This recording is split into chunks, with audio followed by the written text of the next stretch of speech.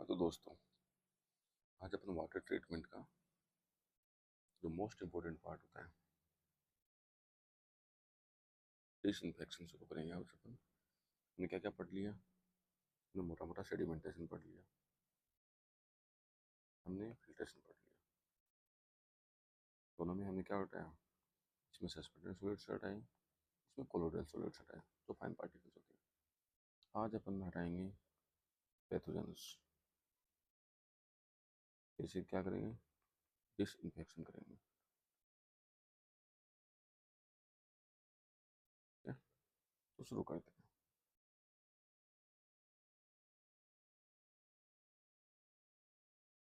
सबसे पहले disinfection methods क्या क्या हैं, मैकेनिज्म क्या क्या है, डिसइंफेक्शन की रिक्वायरमेंट कितनी रहती है, देखेंगे।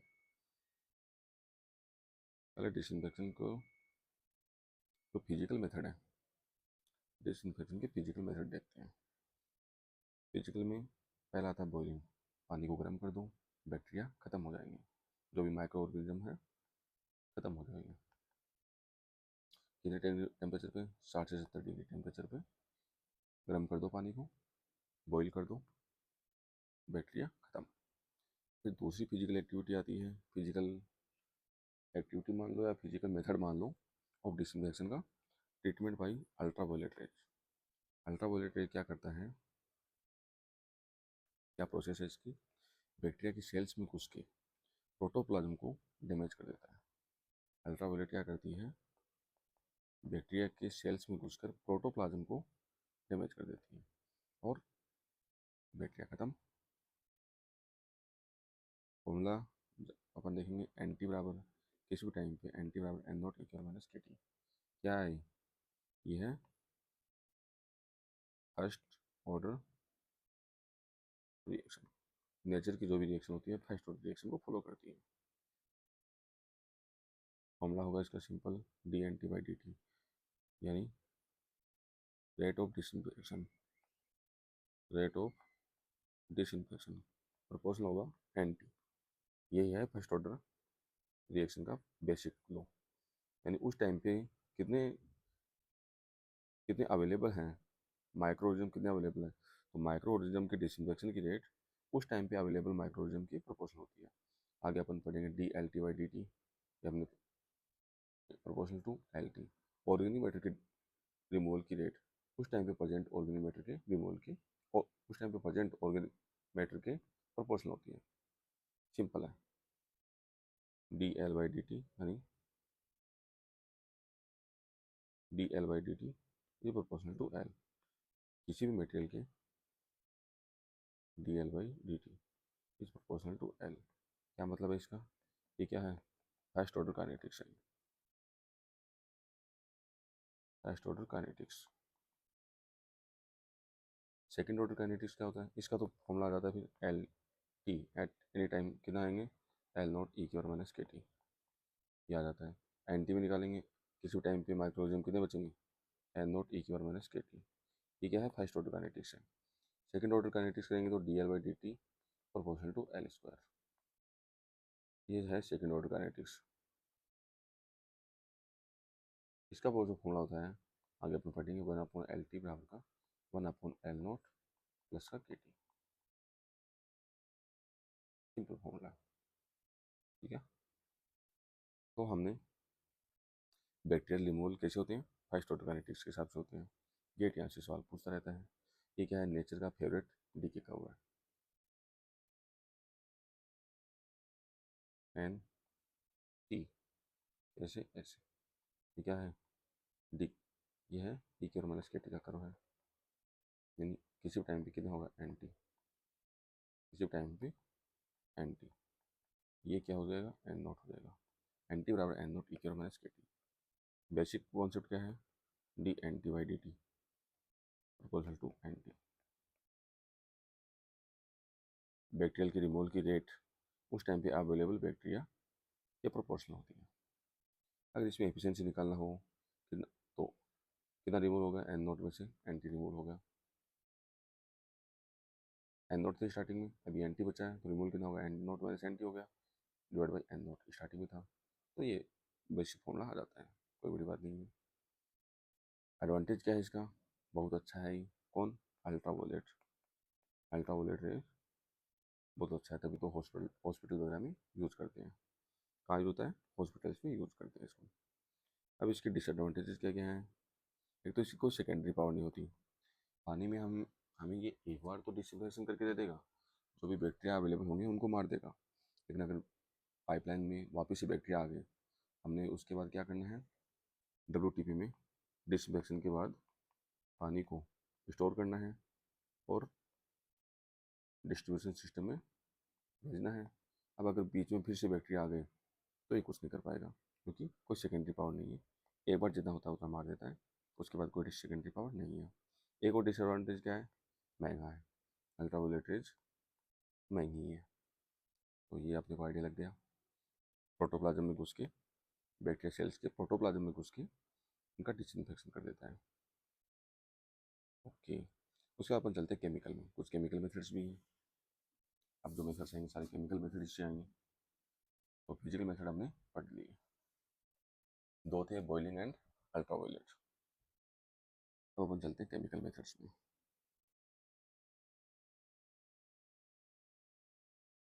एक तो चीज़ क्या लिखी हुई है, जो भी डिसइंफेक्शन करेंगे अपन नॉन टर्बिड वाटर में करेंगे, क्योंकि हमने पढ़ा था कि अगर टर्बिडिटी होगी, सस्पेंडेड सॉलिड्स है मान लो, इसके ऊपर बैक्टीरिया रहते हैं, तो इसके ऊपर बैक्टीरिया रहेंगे, माइक्रोऑर्गेनिज्म रहेंगे।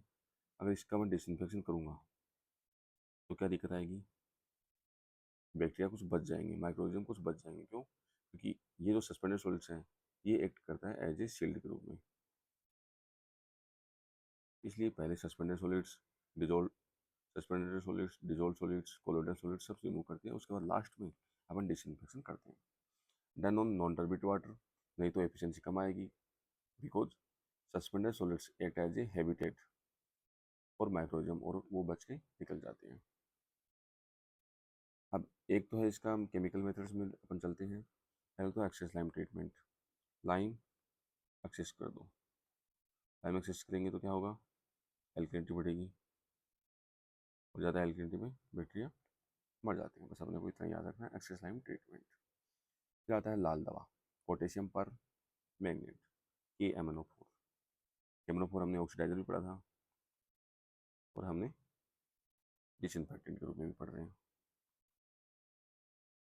ओके, और कहाँ यूज आया था ये KMnO4 ऑक्सीडाइजर के रूप में आया था जब ऑर्गेनिक अमोनिया को, ऑर्गेनिक अमोनिया या ऑर्गेनिक नाइट्रोजन को, जो कि बॉन्डेड नाइट्रोजन होती है, उसको ब्रेक करने के लिए हम क्या यूज़ करते हैं? KMnO4 यूज़ करते हैं। तीन डीऑक्सीडाइजर थे या ऑक्सीडाइजर थे, KMnO4, K2CrO4 और K2Cr2O7। K2Cr2O7 तो COD में काम आएगा। K2CrO4 इंडिकेटर था कहाँ पे? क्लोराइड निकालने में। जब क्लोराइड निकालने के लिए अपन टाइट्रेशन करते हैं, तो AgNO3 तो टाइटेंट था, और K2CrO4 क्या था? इंडिकेटर था। तो KMnO4 डिसइंफेक्टेंट था और ऑक्सीडाइजर भी था। ऑक्सीडाइजर कहाँ था? ऑर्गेनिक अमोनिया को ब्रेक करने में काम आता है। बॉन्डेड अमोनिया को ब्रेक करके फ्री अमोनिया में कन्वर्ट कर देता है KMnO4। हमने देख लिया। तो इसको बोलते हैं लाल दवा। पिंक कलर होता है, गाँव में यूज़ करते हैं। पोटेशियम पर मैग्नेट, अगर बैक्टीरिया कंसनट्रेशन कम हो तो अच्छा इफेक्टिव होता है, तो गाँव में यूज़ कर लेते हैं, सस्ता सा होता है। जैसे करता है KMnO4, पोटेशियम पर मैग्नेट, डिसइंफेक्टेंट भी है, ऑक्सीडाइजर भी है। डालते ही क्या कलर देता है? पिंक कलर देगा, तो इसका तो पिंक कलर होता है। और अगर ऑर्गेनिक कंपोनेंट प्रेजेंट है, पहले क्या है, माइक्रोऑर्गेनिज्म के अलावा ऑर्गेनिक मैटर में प्रेजेंट है, ऑर्गेनिक मैटर प्रेजेंट है, तो क्या कर देता है? उनको डीऑक्सीडाइज कर देता है, क्योंकि ये तो ऑक्सीडाइजर है। उनको डीऑक्सीडाइज करता है, अपनी पावर खत्म कर देता है। KMnO4 क्या हो जाता है? कलरलेस हो जाता है, कलरलेस कर देता है। किसी कारण?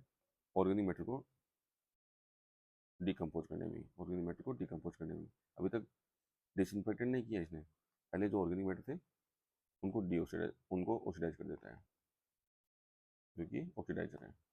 तो उनको ऑक्सीडाइज करने में ही इसकी पावर खत्म हो जाती है, तो क्या कलर हो जाता है? पिंक से कलरलेस हो जाता है। फिर अपन क्या करते हैं? और डालते हैं KMnO4 और ऐड करते हैं। कब तक ऐड करते हैं? जब तक कि पिंक कलर काफ़ी देर तक रहे। मतलब ये समझ में आ जाता है कि जो भी ऑर्गेनिक मैटर थे वो डिकम्पोज हो गए हैं, वो ऑक्सीडाइज हो चुके हैं। अभी किसको मारेगा? अभी मारेगा माइक्रो ऑर्गेनिज्म को, बैक्टीरिया को मारेगा।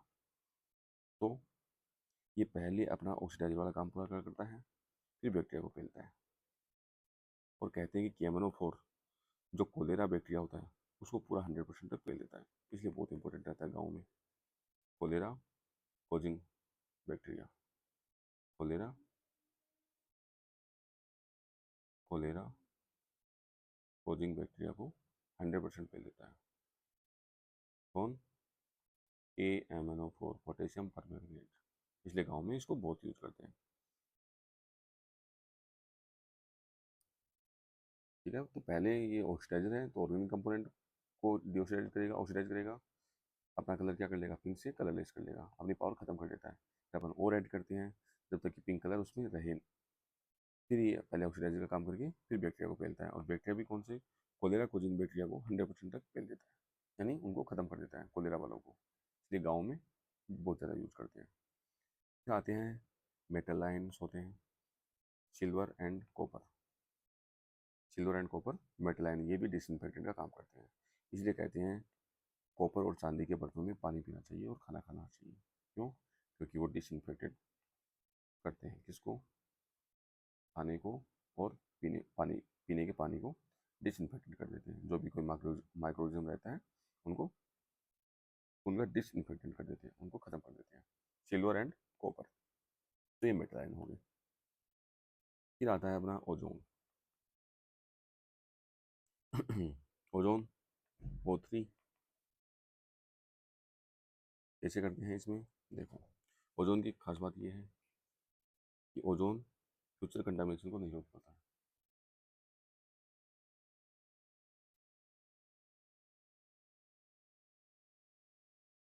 ओजोन फ्यूचर कंटामिनेशन अगर अभी के लिए तो जो भी डिसइंफेक्टेंट है, जो भी माइक्रोऑर्गेनिज्म है, उनको डिसइंफेक्ट कर देगा, लेकिन फ्यूचर में अगर वापस से रिकंटामिनेशन हो गया उसको नहीं रोक पाएगा।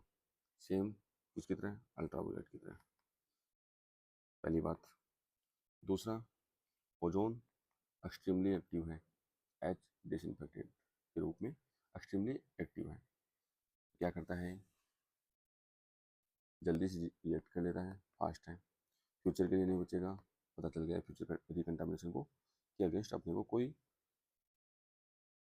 मतलब फ्यूचर रिकंटामिनेशन अगर हुआ तो उसके लिए अपने को कोई सपोर्ट नहीं मिलता, उस वहाँ के लिए कोई इफेक्टिव नहीं होता। इसका ट्रांसपोर्टेशन भी डिफिकल्ट है। तो ये इसके क्या होगी? नेगेटिव वो चीज़ें होगी कि फ्यूचर के लिए नहीं बचेगा, फ्यूचर रिकंटामिनेशन को नहीं कर पाएगा, नहीं डिसइंफेक्टेड कर पाएगा, जल्दी से रिएक्ट करके जल्दी से डिसइंफेक्टेड कर देगा, और ट्रांसपोर्टेशन इसका डिफिकल्ट है। जो फॉरेन कंट्री होती हैं वहाँ पे बहुत फेवरेट है। फॉरेन फॉरेन कंट्रीज़ में, यानी जो ठंडे प्रदेश हैं, वहाँ पे ओजोन को बहुत यूज़ में लिया जाता है, वहाँ पे क्लोरीन को यूज़ में नहीं लेते। ओजोन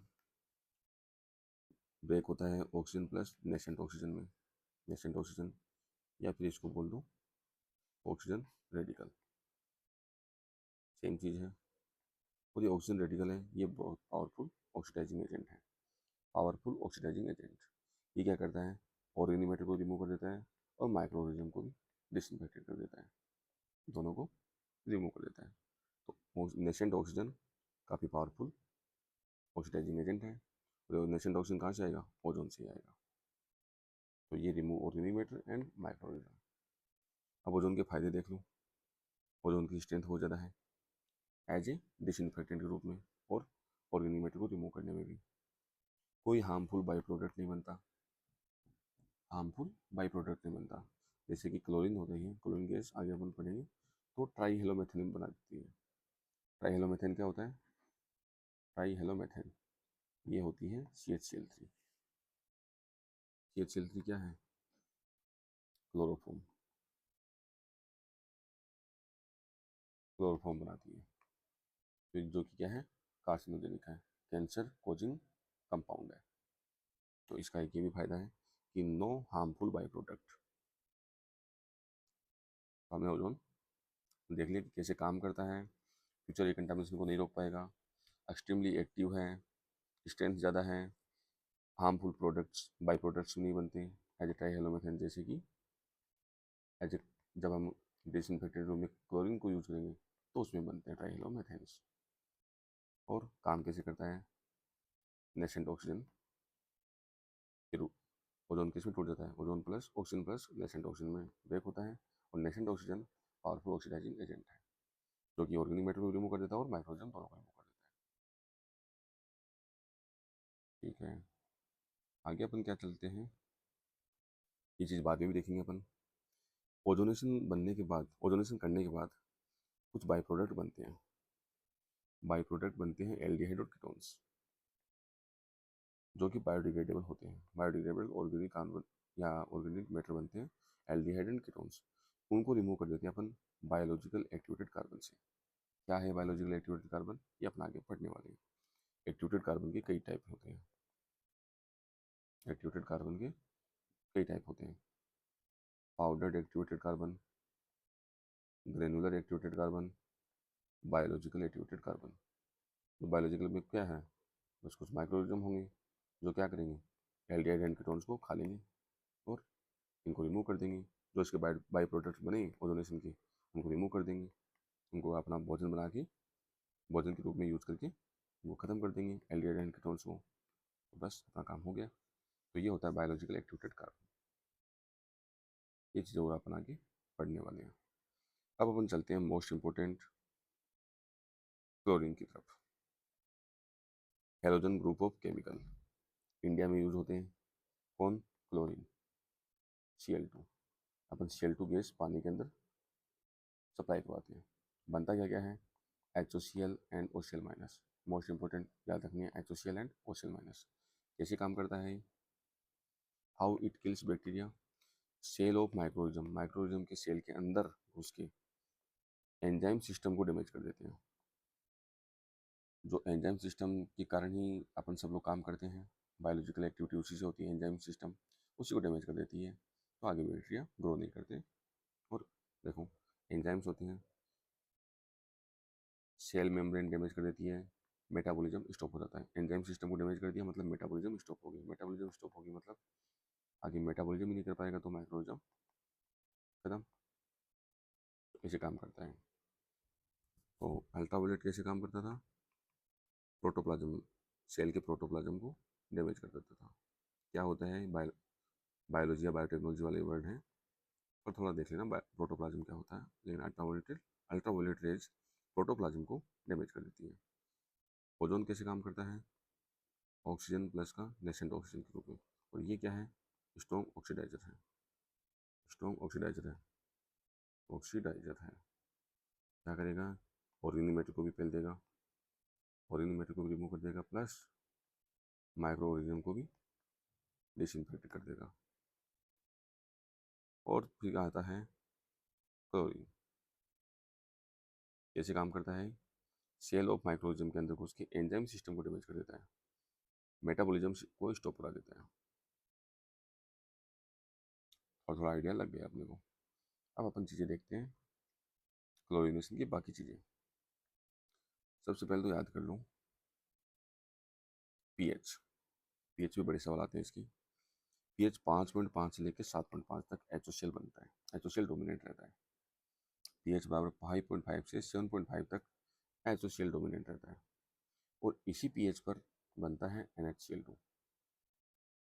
ये मोस्ट इफेक्टिव है अमोंग क्लोरामीन्स। क्लोरामीन्स भी बनते हैं अगर अमोनिया हुई, और Cl2 ये बनाते हैं क्लोरामीन्स।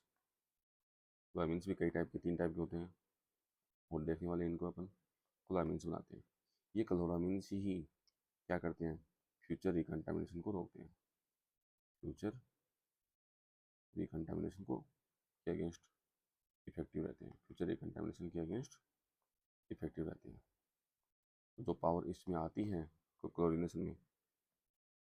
क्लोरीनेशन में जो पावर आती है कि फ्यूचर रिकंटामिनेशन को भी के अगेंस्ट इफेक्टिव करते हैं, कौन करता है वो, क्लोरामीन्स करते हैं। क्लोरामीन्स। ठीक है, अब अपने को समझना क्या था इसमें, बस एक पीएच याद करनी है, बाकी सारी पीएच अपने आप याद हो जाएंगे। पीएच बराबर 5.5 से 7.5। कौन डोमिनेंट? HOCl। और इसी पीएच पे HOCl प्लस का अमोनिया मिलके बनाते हैं NaCl2। बस इतना याद करना है। और ये भी सेम पीएच पे बनता है, कहाँ पे? 5.5 से 7.5 पे। फ्री क्लोरीन का पता चल गया कि HOCl pH 5.5 से 7.5 में। HOCl एंड OCl माइनस जो बनते हैं इनको तो बोलते हैं फ्री क्लोरीन। Free chlorine. और जो क्लोरामीन्स बनते हैं उनको बोलते हैं क्लोरामीन्स मान लो, या क्या बोलोगे इनको? इनको एक दूसरा नाम और होता है, वो भी आगे देख लेंगे। तो ये होता है, अपने को याद करना साथ में HOCl एंड NaCl2। कहाँ पे? pH बराबर 5.5 से 7.5 में। याद हो गया? अब अगर pH हुआ ग्रेटर देन 5.5 सॉरी 7.5 तो बनेगा OCl माइनस। और OCl माइनस में वैसे क्लोरीन कम है तो कौन बनेगा? NH2Cl बनेगा। pH अगर लेस देन 5.5 हुआ तो कौन बनता है? इधर Cl2 बनती है, आगे HOCl एंड OCl माइनस नहीं बनते pH लेस देन 5.5 पे। तो Cl2 बनेगा, क्लोरीन बहुत है तो ये बनाती है NCl3। ओके, तो pH लेस देन 5.5 पे Cl2 और NCl3 बना देती है, क्योंकि क्लोरीन बहुत है। अमोनिया से क्या बना देती है? NCl3। क्या हुआ? ये क्लोरामीन हो गया, ये फ्री क्लोरीन होगी। HOCl एंड NaCl2 किस पे बनते हैं? pH 5.5 से 7.5 पे बनते हैं। pH अगर ग्रेटर देन 7.5 हुआ तो आपको ये पता है कि OCl माइनस बनेगा, और OCl माइनस से NH2Cl बनेगा। तो ये अपने को फ्री क्लोरीन और क्लोरामीन्स की pH से रिलेटेड चीज़ें अपने को पूरी आइडिया होगी। एक याद करना है, pH 5.5 से 7.5। अब देखो फ्री क्लोरीन क्या होता है? Cl2 OCl minus HOCl। इसको बोलते हैं हाइपोक्लोराइट, और इसको बोलते हैं हाइपोक्लोराइट एसिड बोलते हैं इसको। ओके, हाइपोक्लोरस एसिड बोल दो। ये HOCl मोस्ट पावरफुल है, जो भी फ्री क्लोरीन है उनमें मोस्ट पावरफुल कौन है? HOCl। कहते हैं कि 80 गुना ज़्यादा इफेक्टिव है किससे? OCl माइनस से। तो जैसे ही Cl2 पानी के अंदर गया क्या बनाएगा? HCl प्लस HOCl बनेगा। HOCl फिर pH ग्रेटर देन 7, ये 7.5 जो कंफ्यूज नहीं होना है। pH ग्रेटर देन 7.5 होगा, कौन बनेगा? OCl माइनस बनेगा। pH लेस देन 7.5 पे HOCl बनेगा। तो pH 5.5 से 7.5 में कौन बनता है? HOCl बनता है एंड NaCl2 बनता है। pH ग्रेटर देन 7.5 पे कौन बनता है? OCl माइनस बनता है एंड इधर कौन बनेगा? NH2Cl बनेगा। pH अगर लेस देन 5.5 हुआ तो क्लोरीन आगे रिएक्शन ही नहीं करती और कौन बनाती है? Cl2 बनता है। Cl2 में क्लोरीन इतनी है तो कौन बनेगा उधर? NCl3 बनेगा। ये अपने को पूरा आइडिया होगा। ये अपने को निकालना आता है रिएक्शन कांस्टेंट। देखो HOCl क्या है? pH पर डिपेंड करता है। कौन क्या बनेगा? सारी चीज़ किस पर डिपेंड करती है? pH पर डिपेंड करती है। HOCl 80 टाइम्स मोर इफेक्टिव है देन OCl माइनस। आइडिया लग गया अपने को। रिएक्शन कांस्टेंट कैसे निकालते हैं? इन दोनों का product H plus OCl minus अपन का HOCl। क्या हो गया? रिएक्शन कांस्टेंट हो गया। अगर परसेंटेज HOCl पूछा तो परसेंटेज HOCl अपन बता देंगे कि HOCl कंसेंट्रेशन कितनी है divide by HOCl plus OCl minus की कंसेंट्रेशन दोनों की कितनी है। ये तो होता है percentage HOCl।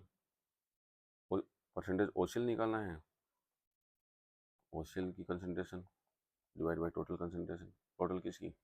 OCl minus plus का HOCl। बस इतना ही तो है। ए से B+C बन रहा है। तो ये तो सिंपल सी बात है कि परसेंटेज एसोशियल उसकी concentration divide by total concentration, और के क्या होगा रिएक्शन कांस्टेंट, जो भी प्रोडक्ट बने उनका मल्टीप्लिकेशन डिवाइड बाई जिससे बने हैं उसकी कंसंट्रेशन। ये अब रिएक्शन कांस्टेंट का आइडिया है। दो चीज़ याद करनी है बस आपको।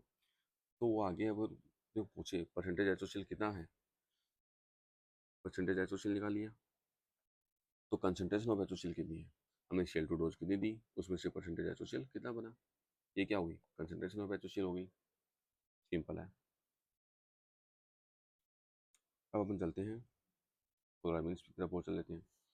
क्लोरामीन्स हमने पढ़े तो दिया ही है। पीएच लेस देन 5.5 पे कौन बनेगा, NaCl3 बनेगा, क्योंकि शेल टू है पानी में इसी पीएच में। पीएच 5.5 से 7.5 में कौन बनेगा,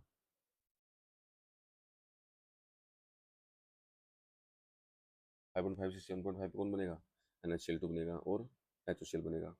पीएच अगर ग्रेटर देन 7.5 हुआ तो कौन बनता है, OCl माइनस बनेगा। OCl माइनस क्या बनाता है, NH2Cl बनाता है। HCl कम बनता है। बेसिक सी चीज़ें आइडिया हो गया आप लोगों को।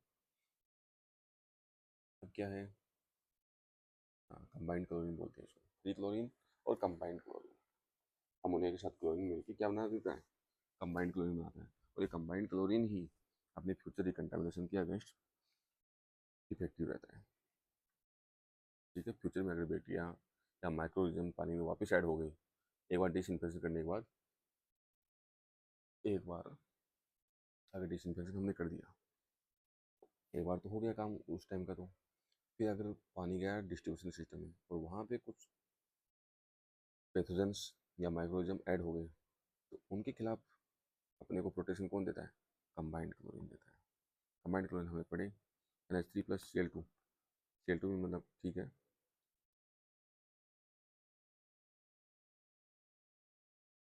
NH3 प्लस Cl2, तीन टाइप के क्लोरामीन्स बनते हैं, NH2Cl, NHCl2, NH2Cl, NHCl2 और NCl3।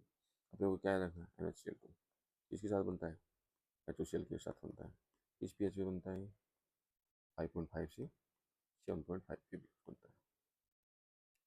बाकी इसमें क्लोरीन ज़्यादा है तो Cl2 के साथ बनेगा, ये बचा हुआ किसके साथ बनेगा, OCl माइनस के साथ बन जाएगा। क्या बोलते हैं इनको, क्लोरामीन्स और कंबाइंड क्लोरीन्स।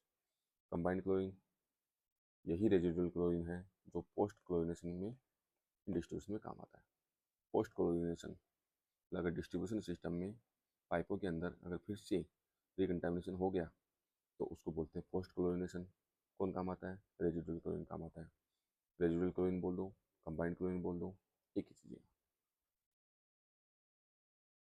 तो इसलिए कंबाइंड क्लोरीन को कुछ ना कुछ अपन वैल्यू डिसइंफेक्शन करने के बाद कुछ ना कुछ कंबाइंड क्लोरीन अपन रखते हैं ताकि फ्यूचर रिकंटामिनेशन के टाइम पे काम आए। अगर पानी में अमोनिया है या ऐड किया है तो सीक्वेंस क्या बनती है, NH2Cl, NHCl2, NCl3। ये सब तो कोई बड़ी बात नहीं है, इनके बेस पे बनते हैं कि उधर HOCl बन रहा है, OCl माइनस बन रहा है या Cl2 बन रहा है। ये सिंपल सा चीज़ है। हाँ और ये कहते हैं, ये सीक्वेंस है, ये भी बढ़िया बढ़िया क्वेश्चन है। ये सीक्वेंस कैसे रहती है, अगर पानी में अमोनिया है, पानी है अमोनिया है, तो हमने हमने क्लोरीन गैस ऐड करी, सबसे पहले बनता है NH2Cl, एक क्लोरीन ऐड होगा, फिर दो क्लोरीन ऐड होंगे, फिर तीन क्लोरीन ऐड हो जाएंगे, और जब अमोनिया पूरी खत्म हो जाएगी फिर बनते हैं HOCl और OCl माइनस। ये किस बेस पे बनते हैं, पीएच बेस पे बनते हैं। ठीक है, फिर कौन फाइनली रहा, कौन कितना पानी में रहा, वो डिपेंड करता है पीएच पे। बनने की प्रोसेस ये सब है। अब आता है काइनेटिक्स ऑफ डिसइंफेक्शन। इनकी काइनेटिक्स कैसे काम करती है, एक तो अपने को इसको चिक्लो चिक्लो बोलते हैं, या चिक्लो ने दिया होगा, पता नहीं चिक्स ने दिया होगा अपना नियम। बाकी अपन इसको बोलते क्या है, first order, first order kinetics, first order law of kinetics. क्या, dNT/dt, डिसइंफेक्शन की rate proportional to available available microorganism at that time.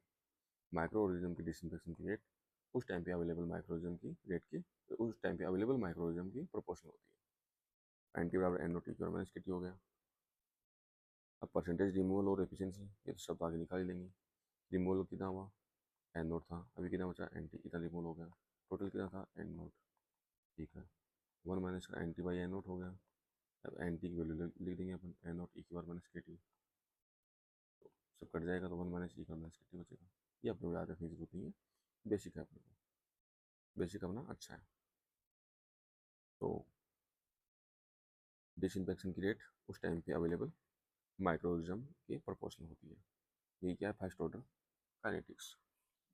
अब एक और चीज़ है, बढ़िया क्वेश्चन आते हैं। सी की पावर एन इंटू टी बराबर का कॉन्स्टेंट, सी की पावर एन इंटू टी बराबर का कॉन्स्टेंट। सी क्या है, कंसेंट्रेशन है, टी क्या है, टाइम ऑफ कॉन्टेक्ट है। हमने क्लोरीन गैस को कितने टाइम तक कॉन्टेक्ट में रखा, पानी के साथ कितने कॉन्टेक्ट में रखा, उसको टाइम ऑफ कॉन्टेक्ट बोल दिया। जैसे लंबी लंबी ट्यूब रहती होंगी, जैसे क्लोरीन पास करवाते हैं पानी पास, या फिर जैसे क्लोरीन पास करवाते हैं जैसे पानी पास करवाते हैं, और इतने टाइम तक कॉन्टेक्ट में रहती हैं। तो कंसनट्रेशन कितनी ऐड करी हमने क्लोरीन की या डिसइंफेक्टेंट की, और हमने टाइम ऑफ कॉन्टेक्ट कितना दिया, इन दोनों का प्रोडक्ट कांस्टेंट रहता है। सी की पावर एन इंटू टी बराबर का constant. Relation between concentration of disinfectant, ये कंसनट्रेशन ऑफ डिसइंफेक्टेंट हो गया, एंड कॉन्टेक्ट पीरियड टी, ये क्या रहता है, कांस्टेंट रहता है। अगर अपनी कंसनट्रेशन कम है डिसइंफेक्टेंट की, हमने कंसनट्रेशन कम दी, तो आपको time of constant, time of contact बढ़ाना पड़ेगा। टाइम ऑफ कॉन्टेक्ट बढ़ाओगे तो भी आपको सेम ही रिमूवल मिलेगा। अगर आपने कंसनट्रेशन ज़्यादा बढ़ा दी तो आप टाइम ऑफ कॉन्टेक्ट कम दे सकते हो, आपको रिमूवल सेम मिलेगा। तो इन दोनों का प्रोडक्ट इंपॉर्टेंट रहता है। सी की पावर एन इंटू टी बराबर का कॉन्स्टेंट। ये अपना और आगे ये और बाकी क्वेश्चन में देखेंगे, इसको शायद वॉटसन लॉ बोलते हैं, वॉटसन लॉ। आइडिया हो गया अपने को। अब और क्या चीज़ बच गई इसमें, इसमें बच गई फॉर्म्स ऑफ क्लोरीन। क्लोरीन की क्या क्या फॉर्म्स रहती हैं, सोर्सेज क्या क्या रहते हैं क्लोरीन के। क्लोरीन गैस ये तो पता ही है अपने को, सब यही तो है। एक रहता है bleaching powder, CaOCl2, CaOCl2 bleaching powder. CaOCl2 ऐसे लिख दो, या एक्चुअल में तो ऐसे लिखा जाता है CaOCl और Cl, calcium hypochloride. Bleaching powder को क्या बोलते हैं, कैल्शियम हाइपोक्लोराइड। CaOCl2, CaOCl, ये कहाँ से आया, ये आया कैल्शियम स्लैग्ड लाइम से। स्लैग्ड लाइम, हाइड्रेटेड लाइम, जो भी बोल दो, इसको अपन पास करवाते हैं क्लोरीन गैस से, तो ये बनता है CaOCl, तो कैल्शियम 2+ है, OCl- है, Cl- है, तो इस टाइप से कैटायन हो गया, एनायन हो गया। कैल्शियम के साथ 2+ है, OCl- है और Cl- है, रिएक्शन कर लेते हैं, बना लेते हैं CaOCl2। बहुत सी जगह ऐसे लिखा मिलेगा, कई जगह ऐसे भी लिखा मिल सकता है। क्या है, कैल्शियम हाइपोक्लोराइड। पानी में जाते हैं, पानी में मिलता है ब्लीचिंग पाउडर कैल्शियम हाइपोक्लोराइड या CaOCl2, और बनता क्या finally, HOCl, based on pH. HOCl और OCl- जो भी बन जाएगा एच पर पीएच। डिसइंफेक्शन तो यही चर्चा करेंगे, क्या है डिसइंफेक्शन, तो ये चर्चा ही करेंगे। HOCl मोस्ट पावरफुल है, हम इनको चर्चा बोलते हैं। HOCl हाइपोक्लोरस एसिड 80 गुना ज़्यादा इफेक्टिव है, इससे OCl- से। OCl- भी इनके छोटे भाई हैं। और क्या है, एक और है NaCl, सोडियम हाइपोक्लोराइड, क्योंकि Na+ सिंगल वैलेंट था, OCl- तो सोडियम हाइपोक्लोराइड। अब आते हैं क्लोरामीन्स भी होते हैं, ये भी एक फॉर्म्स ऑफ क्लोरीन ही है, सोर्स ऑफ क्लोरीन ही है। क्लोरामीन्स यहाँ HCl लिख दो चाहे Cl2 लिख दो, बनेंगे कैसे, NH2Cl बनाएंगे, पहले क्लोरीन ऐड हुआ, फिर 2 क्लोरीन ऐड हुए, फिर 3 क्लोरीन ऐड हुए, हाइड्रोजन रिमूव होता जाता है और क्लोरीन ऐड होते जाते हैं। अपने को क्या याद रखना है, HOCl के साथ कौन बनता है, NH Cl2 बनता है। ठीक है, एट pH 5.5 से 7.5 की pH पे। ये अपने को याद होगा, बाकी अपन सारा निकाल लेंगे। pH greater than 5, greater than 7.5 पे क्या बनेगा पता है हमें, वो OCl माइनस बनेगा। OCl में ऑलरेडी क्लोरीन कम है तो क्या बनेगा, NH2Cl बनाएगा। pH लेस देन 5.5 पे क्या बनेगा, अपने पता है Cl2 भी बना रहता है। Cl2 में क्लोरीन ऑलरेडी बहुत है, क्या बनेगा, NCl3 बनेगा। ये अपने को याद हो गया। अब एक और आता है क्लोरीन डाइऑक्साइड। ये क्या है, परफेक्ट अमीर है।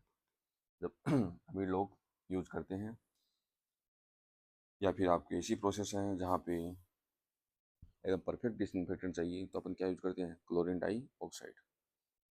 ये अमीर है, मतलब कॉस्टली है। फ़ायदा क्या है, कोई ट्राई हेलोमेथेन नहीं बनता है, कोई कार्सिनोजेनिक कंपाउंड नहीं बनता है। ये इसका फ़ायदा हो गया। तो जो भी अपन कंपोनेंट पढ़ते हैं उनमें एक दो कंपोनेंट ऐसे होते हैं जो मतलब काफ़ी अच्छे प्रोडक्ट होते हैं, लेकिन उनकी कॉस्ट ज़्यादा रहती है, बाकी उनकी प्रॉपर्टी बेस्ट रहती है। फ़ायदा क्या है, कोई ट्राइहेलोमेथेन, कोई कार्सिनोजेनिक कंपाउंड नहीं बनता है। Cl2 chlorine dioxide. तो हमने फॉर्म्स ऑफ क्लोरीन पढ़ लिया, Cl2 gas, basic, bleaching powder CaOCl2 या CaOCl, इससे बनता है कैल्शियम हाइड्रोक्साइड से क्या पास कराते हैं, क्लोरीन गैस पास कराते हैं। क्या बनता है, CaOCl और CaOCl2। क्या बोलेंगे इसको, कैल्शियम हाइपोक्लोराइड। एक और क्या बनता है, सोडियम हाइपोक्लोराइड, NaOCl। याद हो गया अपने को। या फिर क्लोरामीन्स, क्लोरामीन्स कैसे बनते हैं, आइडिया हो गया। और Cl2 क्लोरीन डाइऑक्साइड। अब देखो ब्लीचिंग पाउडर के बारे में थोड़ा और पढ़ लेते हैं। ब्लीचिंग पाउडर के जो क्वेश्चंस होते हैं वो लप्पू लप्पू क्वेश्चन होते हैं, एकदम लप्पू क्वेश्चन होते हैं। केवल परसेंटेज प्योरिटी को पे क्वेश्चन पूछता है। जैसे मान लो ये क्वेश्चन होते हैं सिंपल, मैथमेटिक भी नहीं, मैथमेटिक तो एक बड़ा वर्ड हो गया, एप्टीट्यूड बेस्ड लेवल के क्वेश्चन होते हैं। ये अपन आराम से देखेंगे आगे और सिंपली सॉल्व कर देंगे। अब क्या चीज़ है इसमें, एक दो चीज़ें अपनी और है, एक दो चीज़ क्या है, अभी तो ज़्यादा चीज़ें हैं। थोड़ा सा ब्लीचिंग पाउडर है तो ब्लीचिंग पाउडर के बारे में पढ़ते हैं अपन।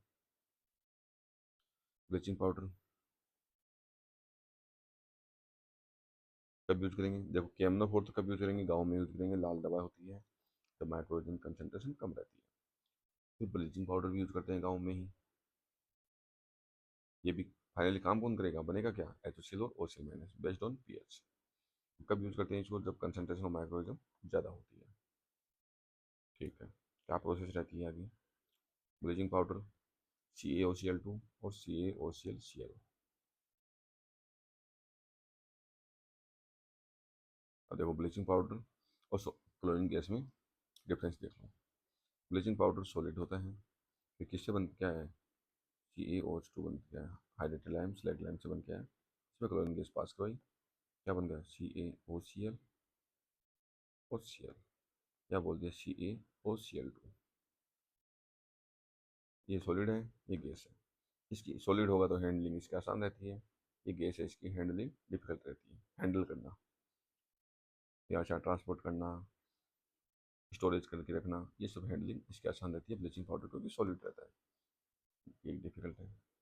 यूजफुल कहाँ रहता है, useful for small water treatment plant as available chlorine is 30 से 35% ही अवेलेबल क्लोरीन रहती है। ओके, क्लोरीन गैस को यूज करते हैं बिग वाटर ट्रीटमेंट प्लांट में, क्योंकि ऑलमोस्ट 100% इसमें सारी क्लोरीन क्लोरीन है, तो 100% क्लोरीन अवेलेबल रहती है। इसमें केवल 30 से 35% ही अवेलेबल क्लोरीन रहती है। इसी पे सवाल पूछता है वो आगे, आपको अवेलेबल क्लोरीन पूछा होता रहता है, परसेंटेज प्योरिटी पूछा होता रहता है क्वेश्चन में, आगे देखेंगे क्वेश्चन। तो ब्लीचिंग पाउडर अपने समझ में आ गया, क्लोरीन गैस, दोनों में डिफरेंस देख लिया। डिसएडवांटेजेस क्या क्या है ब्लीचिंग पाउडर की, एक तो अवेलेबल क्लोरीन कम है, वो भी धीरे धीरे कम होती रहती है क्योंकि मॉइस्चर एक्सेट्रा के कारण। जो अवेलेबल क्लोरीन है 30 से 35% ही एक तो अवेलेबल क्लोरीन है, और वो भी कम होती रहती है समय के साथ, क्योंकि मॉइस्चर वगैरह आते रहते हैं। ट्राई हेलोमेथेन बनने का रिस्क रहता है, ट्राई हेलोमेथेन यानी CHCl3 बनने का रिस्क रहता है। कहीं भी कंटामिनेशन हो गया, ट्राई हेलोमेथेन्स बन गया। CaOCl, CaOCl2 क्या है? वाइट पाउडर है, वाइट पाउडर कलर का वाइट पाउडर रहता है, सॉलिड्स रहते हैं, जैसे चूना होता है वैसे ही वाइट पाउडर इसका रहता है। लेकिन फाइनल प्रोडक्ट क्या बनेगा जब पानी के अंदर मिलाएंगे? तो HOCl या OCl माइनस ही बनता है, H पर पीएच। समझ में आ गया? बनता कैसे है? स्लैग्ड लाइम या हाइड्रेटेड लाइम में क्लोरीन गैस पास करवाते हैं, क्या बन जाता है? ब्लीचिंग पाउडर बन जाता है। KMnO4 तो क्या बोलेंगे? पोटेशियम परमैंगनेट है ये है लाल दवा। और ये क्या है? लाल दवा ये होती है पिंक कलर की। पानी के अंदर डालेंगे, अगर ऑर्गेनिक मैटर हुआ तो उनको पहले ऑक्सीडाइज करेगा, क्या बनेगा? कलरलेस बन जाता है। फिर अपन और ऐड करते हैं, KMnO4 और ऐड करते हैं जब तक कि पिंक कलर स्टेबल ना हो जाए। फिर वो क्या करता है? माइक्रोऑर्गेनिज्म को डिसइंफेक्टेड करता है। अगर माइक्रोऑर्गेनिज्म कंसनट्रेशन कम होती है तो KMnO4 यूज करते हैं, यानी लाल दवा को तब यूज करते हैं जब माइक्रोऑर्गेनिज्म कम हो, या फिर cholera causing microorganism, cholera causing bacteria हो, कोलेरा कोजिंग बैक्टीरिया हो, इनको क्या करती है? 100% फैल देती है। कौन? KMnO4 लाल दवा। दोनों ही कहाँ मिल जाते हैं? पप्पू की दुकान पे मिल जाते हैं। दोनों ही क्वेश्चन नहीं बहुत आसान से रहते हैं। तो ब्लीचिंग पाउडर हो गया, CaOCl बन गया। जो दो हाइड्रोक्सिल आयन थे उनको कौन रिमूव कर दिया? एक OCl और एक OCl, एक OCl माइनस एक OCl माइनस। इसका नामकरण कैसे हुआ? ब्लीचिंग पाउडर कैसे पड़ा इसका नामकरण? पहले लोग कपड़ों को ब्लीच करते थे, यानी ब्लीच यानी सफ़ेद रंग में कन्वर्ट करने के लिए यूज में लेते थे। कपड़े को दूसरे कलर के होते थे, दाग वाग लग जाते थे तो ब्लीच करवाते थे लोग, उसमें यूज करते थे ब्लीचिंग पाउडर को। रंगीन दाग ऑक्सीडेशन करता था, रंग टूट जाता था, कपड़ा क्या हो जाता था? सफ़ेद। अमित शाह बोलता ना, ए सफ़ेद कपड़ा, तो तब वहाँ से नाम पड़ा इसका ब्लीचिंग पाउडर। समझ में आ गया थोड़ा बहुत? बाकी अपन क्वेश्चंस देखेंगे तो चीज़ें और समझ में आ जाएंगी। हेलोजन ग्रुप देख लो, क्लोरीन क्लोरीन ब्रोमीन आयोडीन, क्या है? हेलोजन ग्रुप है, क्लोरीन क्लोरीन ब्रोमीन आयोडीन। बाकी तो और अपने स्कूल में से कुछ ग्रुप देखने की है नहीं, इतने सारे अपने को याद रहने चाहिए। ये इधर ये याद रहने चाहिए, क्यों? क्योंकि इनका मोलिकुलर वेट वगैरह पता निकालना होता है। तो अगर इनको 11, जैसे सोडियम है, सोडियम 11 नंबर का आता है, तो इसका अपन निकालेंगे तो लगभग 23 मोलिकुलर वेट आता है। इसी का एक अलग सा रहता है। बाकी मैग्नीशियम 12 है, दोगुना कर दो 24, पोटेशियम 19 है, 38 हो जाएगा। कैल्शियम कितना है? 20 कैल्शियम कितना हो जाएगा? 40 हो जाएगा। लगभग सबका दोगुना हो जाता है। बाकी क्वेश्चन में दिया होता है गेट वगैरह में, लेकिन फिर भी अपने को थोड़ा सा आइडिया रहना चाहिए। अब अपना मेन चीज़ क्या रह गई? मेन चीज़ तो बहुत सारी रह गई। अभी चलो, अभी तो हमने इतना सा पार्ट देखा है, इतना सा पार्ट देखा अभी तो हमने, कुछ सारा और देखते हैं।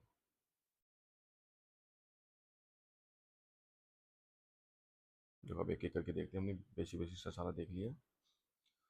Briefly explain various factor affecting bacterial efficiency of chlorine in water treatment process. Water treatment process में बैक्टीरियल एफिशिएंसी को कैसे रिमूव करते हैं, या फिर क्या क्या फैक्टर अफेक्ट करते हैं क्लोरीनेशन में। देखो, अपन उसकी लैंग्वेज में नहीं जाएंगे, हमने अलग लिख लिया। अगर टर्बिडिटी बढ़ेगी, एफिशिएंसी कम निकल के आएगी। क्यों? क्योंकि टर्बिडिटी में क्या होंगे? सस्पेंडेड सॉलिड्स होंगे, वहाँ क्या बैक्टीरिया इसके ऊपर रहते हैं। अपन क्लोरीनेशन करते हैं, अल्ट्रावायलेट डालते हैं, तो कुछ बैक्टीरिया बच के निकल जाते हैं, सस्पेंडेड सॉलिड्स में बच के निकल जाते हैं। तो अगर टर्बिडिटी रहेगी, एफिशिएंसी कम होगी, इसलिए अपन पहले टर्बिडिटी को रिमूव कर देते हैं। सस्पेंडेड सॉलिड्स को हटा दिए, कोलोइडल सॉलिड्स को हटा दिए फिल्ट्रेशन में, इसको सेडिमेंटेशन में हटा दिए। फिर लास्ट में अपन प्रोसेस रखते हैं क्लोरीनेशन की या डिसइंफेक्शन की। जो क्लोरी डिसइंफेक्शन की जो प्रोसेस है वो अपन लास्ट में रखते हैं। क्यों? ताकि टर्बिडिटी हट जाए पूरी और अपनी एफिशिएंसी बढ़िया निकल के आए। आयरन और मैग्नीज होगा तो एफिशिएंसी कम होगी। क्यों? क्योंकि पहले क्लोरीनेशन आयरन और मैग्नीज को हटाने में काम आ जाता है। अमोनिया होगी तो भी एफिशिएंसी कम होगी, क्योंकि पहले क्लोरामीन्स बनते हैं। क्लोरामीन्स पहले अगर बन गए तो फिर क्लोरामीन्स तो बाद में काम आएंगे। तो डिसइंफेक्शन में अभी तो काम आया नहीं, तो एफिशिएंसी कम निकल के आती है। अपने को क्या चाहिए, पहले फ्री क्लोरीन चाहिए। अगर आप ये अपने को डिसइंफेक्शन करना है तो अपने को फ्री क्लोरीन चाहिए। फ्री क्लोरीन में क्या क्या रहता है, Cl2, HOCl और OCl-। ये क्या है, कंबाइंड क्लोरीन है। ये अपने को फ्यूचर के लिए चाहिए। लेकिन अगर अमोनिया की कंसनट्रेशन ज़्यादा है तो पहले क्या बनता है, NH2Cl, NaCl2 और फिर NCl3 बन जाते हैं, जो क्लोरीन को कंज्यूम कर लेते हैं। तो आगे अपन ग्राफ पढ़ेंगे, उसमें अगर हमने क्लोरीन ऐड की, किसमें ऐड की, पानी में, और पानी में अगर आयरन मैग्नीज है पहले ये हटते हैं, ऑर्गेनिक मैटर है पहले वो हटते हैं, अमोनिया है तो पहले कौन बनता है, क्लोरामीन्स बनते हैं, और फिर उसके बाद आता है फ्री क्लोरीन बनते हैं, और फिर तो डिसइंफेक्शन होता है। ये प्रोसेस है डिसइंफेक्शन की। अगर टाइम ऑफ कॉन्टैक्ट बढ़ाएंगे, हमने पता है C⁴ बराबर का कॉन्स्टेंट। टाइम ऑफ कंसनट्रेशन बढ़ाएंगे, टाइम ऑफ कॉन्टैक्ट बढ़ाएंगे तो एफिशिएंसी ज़्यादा निकल के आएगी। कंसनट्रेशन बढ़ाएंगे, एफिशिएंसी ज़्यादा निकल के आएगी। ठीक है, टाइम ऑफ कंसनट्रेशन एंड क्या बोलेंगे, कंसनट्रेशन ऑफ डिसइंफेक्टेंट, डिसइंफेक्टेंट, तो भी क्या निकल जाती है, एफिशिएंसी ज़्यादा निकल जाती है। क्यों, C⁴ बराबर का कॉन्स्टेंट, वो as per Watson law. PH और temperature of water also affects the efficiency of chlorine. पता ही है अपने को, पीएच मान लो हमने कर दिया ग्रेटर देन 7.5, पता है इस पर क्या बनेगा, OCl- बनेगा, जो कि लेस पावरफुल डिसइंफेक्टेंट है।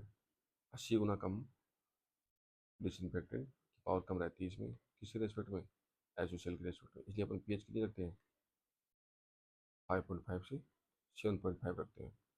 क्यों, क्योंकि अपने को चाहिए क्या, HOCl मोस्ट पावरफुल डिसइंफेक्टेंट है, इसमें फ्री क्लोरीन में, फ्री क्लोरीन में मोस्ट डिसइंफेक्टेंट है HOCl। इसलिए अपन पीएच रखते हैं 5.5 से 7.5। टेम्परेचर भी फर्क पड़ता है, अगर टेम्परेचर ज़्यादा होगा तो बैक्टीरियल मोल एफिशिएंसी ज़्यादा निकल के आती है, तो वो भी अफेक्ट करती है। ये हमने पढ़ लिया। अब आता है कि वाई क्लोरिनेशन या disinfection is exercised at last. हम लास्ट में क्यों रखते हैं, सबसे पहले ही अपन डिसइंफेक्शन क्यों नहीं कर देते। अपने को पता है, अपने को क्या हटाने हैं, पहले सस्पेंडेड सॉलिड्स हटाने हैं। देखो, dose of chlorine will be minimum, because हमने क्या हटा दिए, सस्पेंडेड सॉलिड्स हटा दिए, हमने हमने कोलोइडल सॉलिड्स हटा दिए। अगर ये हटा देते हैं तो अपने को एक तो एफिशिएंसी ज़्यादा मिलती है, या फिर अगर उतनी एफिशिएंसी चाहिए तो अपने को क्लोरीन की डोज कम रखनी पड़ती है, कम क्लोरीन डोज में ही काम अपना हो जाता है। फिर क्या आता है, फॉर्मेशन ऑफ कार्सिनोजन कंपाउंड भी मिनिमम होंगे, क्योंकि कुछ भी जो एक्स्ट्रा कंपाउंड है, कोई फिनॉल है, कुछ और है, जिनसे कार्सिनोजेनिक कंपाउंड बन सकते हैं, उनको अपन रिमूव कर देते हैं पहले। तो लास्ट में अगर डिसइंफेक्शन कर रहे हैं तो इनके चांसेस भी कम हो जाते हैं। Formation of carcinogenic compound will be minimum. Chlorine made available for future contamination, हमने क्या बनाया है, हमने बना दिए कंबाइंड क्लोरीन, कंबाइंड क्लोरीन बना दिए। क्या बना दिया हमने, हमने बना दिए क्लोरामीन्स, क्लोरामाइंस बना दिए। क्लोरामाइंस में क्या बना दिया हमने, NaCl2 बोलेंगे सबसे पहले अपन। क्यों, क्योंकि यही भाई है HOCl के साथ रहता है, HOCl पावरफुल है तो NaCl2 भी पावरफुल है। और क्या बनते हैं क्लोरामीन्स, NCl3 मान लो, NH2Cl मान लो। ठीक है, तो ये किस में काम आते हैं, फ्यूचर में अगर रिकंटामिनेशन हुआ तो उसके अगेंस्ट अपने को क्या देते हैं, फ्यूचर रिकंटामिनेशन के अगेंस्ट अपने को पावर देते हैं, ऐसे मान लो, कुछ भी वर्ड बोल दो। तो chlorine made available for future contamination through chloramines. Taste and odour को भी कंट्रोल कर सकते हैं अगर हमने लास्ट एक्सरसाइज किया तो। इसलिए डिसइंफेक्शन की प्रोसेस को या क्लोरीनेशन की प्रोसेस को हम लास्ट एक्सरसाइज करते हैं। क्लोरीनेशन बोल दो और डिसइंफेक्शन बोल दो। क्वेश्चन आ जाए why disinfection is exercise at last, अपन ये क्वेश्चन कर सकते हैं कि dose of disinfection will be minimum. क्यों, कि सस्पेंडेड सॉलिड्स और कोलोइड्स हमने हटा दिए, जो भी सस्पेंडेड सॉलिड्स थे, जो भी कोलोइडल सॉलिड्स थे वो हमने हटा दिए, तो अब बच के नहीं निकल सकते, तो अपनी डोज कम लगेगी। Formation of carcinogen compound will be minimum, क्योंकि अपन जो कार्सिनो कार्सिनोजेनिक कंपाउंड के लिए जो मेटेरियल चाहिए, फिनॉल हो गया या फिर कोई और चीज़ हो गई और कोई कंपाउंड हो गया जिससे क्लोरीन रिएक्शन करके कार्सिनोजन कंपाउंड बना सकता है, वो अपन पहले रिमूव कर चुके होते हैं। और अपन फ्यूचर कंटामिनेशन को रोकने के लिए क्लोरीन मेड अवेलेबल कर देते हैं। अगर पहले ही हमने क्लोरीन सबसे पहले ही ऐड कर दिया, पूरे WTP में पानी आते ही हमने सबसे पहले डिसइंफेक्शन ही करा दिया, तो फ्यूचर कंटामिनेशन के लिए पानी कई देर तक WTP में घूमता रहेगा, और जब एक्चुअल में डिस्ट्रीब्यूशन सिस्टम में जाएगा तब तक पता चला क्लोरीन जो क्लोरामीन्स थी वो भी खत्म हो गई। इसलिए अपने इसको एक्सरसाइज करते हैं लास्ट में, और टेस्ट एंड ऑर्डर को भी कंट्रोल कर सकते हैं। अब आता है एक क्वेश्चन, हम लिमिट कितनी रखी इसकी।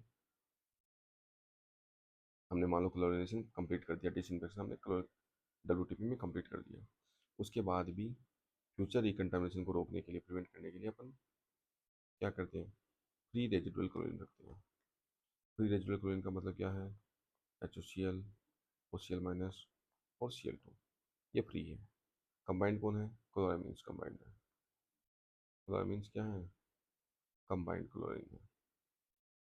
तो अपन इनकी लिमिट फिक्स रखते हैं कि अगर फ्री रेजिडुअल क्लोरीन अपन अगर 0.2 मिलीग्राम पर लीटर रख दिया तो क्लोरामीन्स तो अपने आप बन ही जाएंगे। इसलिए हमेशा अपन लिमिट किसी रखते हैं, फ्री रेजिडुअल क्लोरीन की। आगे अपन ग्राफ देखेंगे उसमें और समझ में आएगा। मिनिमम इतनी तो रखनी है 0.2, बाकी अपन लिमिट ऐसे मान लो कि ऐसे याद रखो, 0.2 milligram per litre, 0.5 milligram per litre और 1 मिलीग्राम पर लीटर। ये नॉर्मल केस में, नॉर्मल केस में 0.5 milligram per litre in case of epidemic. अगर मान लो कोई ऐसी बीमारी बढ़ गई है, मान लो कोलेरा ही बढ़ गया है, ठीक है, पानी से लोगों को बीमारी हो रही है, कोलेरा नाम की बीमारी हो रही है, बैक्टीरिया ऐसा हो गया है कि एपिडेमिक फैल गया है और कोलेरा हो रहा है लोगों को, तो अपन क्या इंक्रीज कर देंगे, फ्री रेजिडुअल क्लोरीन अपन इंक्रीज कर देंगे, कितना, 0.2 से बढ़ा के 0.5 कर देंगे। और अगर कोई इमरजेंसी केस ही आ गया है, ठीक है, तो अपन 1 तक जा सकते हैं। इसकी लिमिट अपन 1 तक रख सकते हैं फ्री रेजिडुअल क्लोरीन और डिसइंफेक्शन अगेंस्ट फ्यूचर रिकंटामिनेशन के लिए।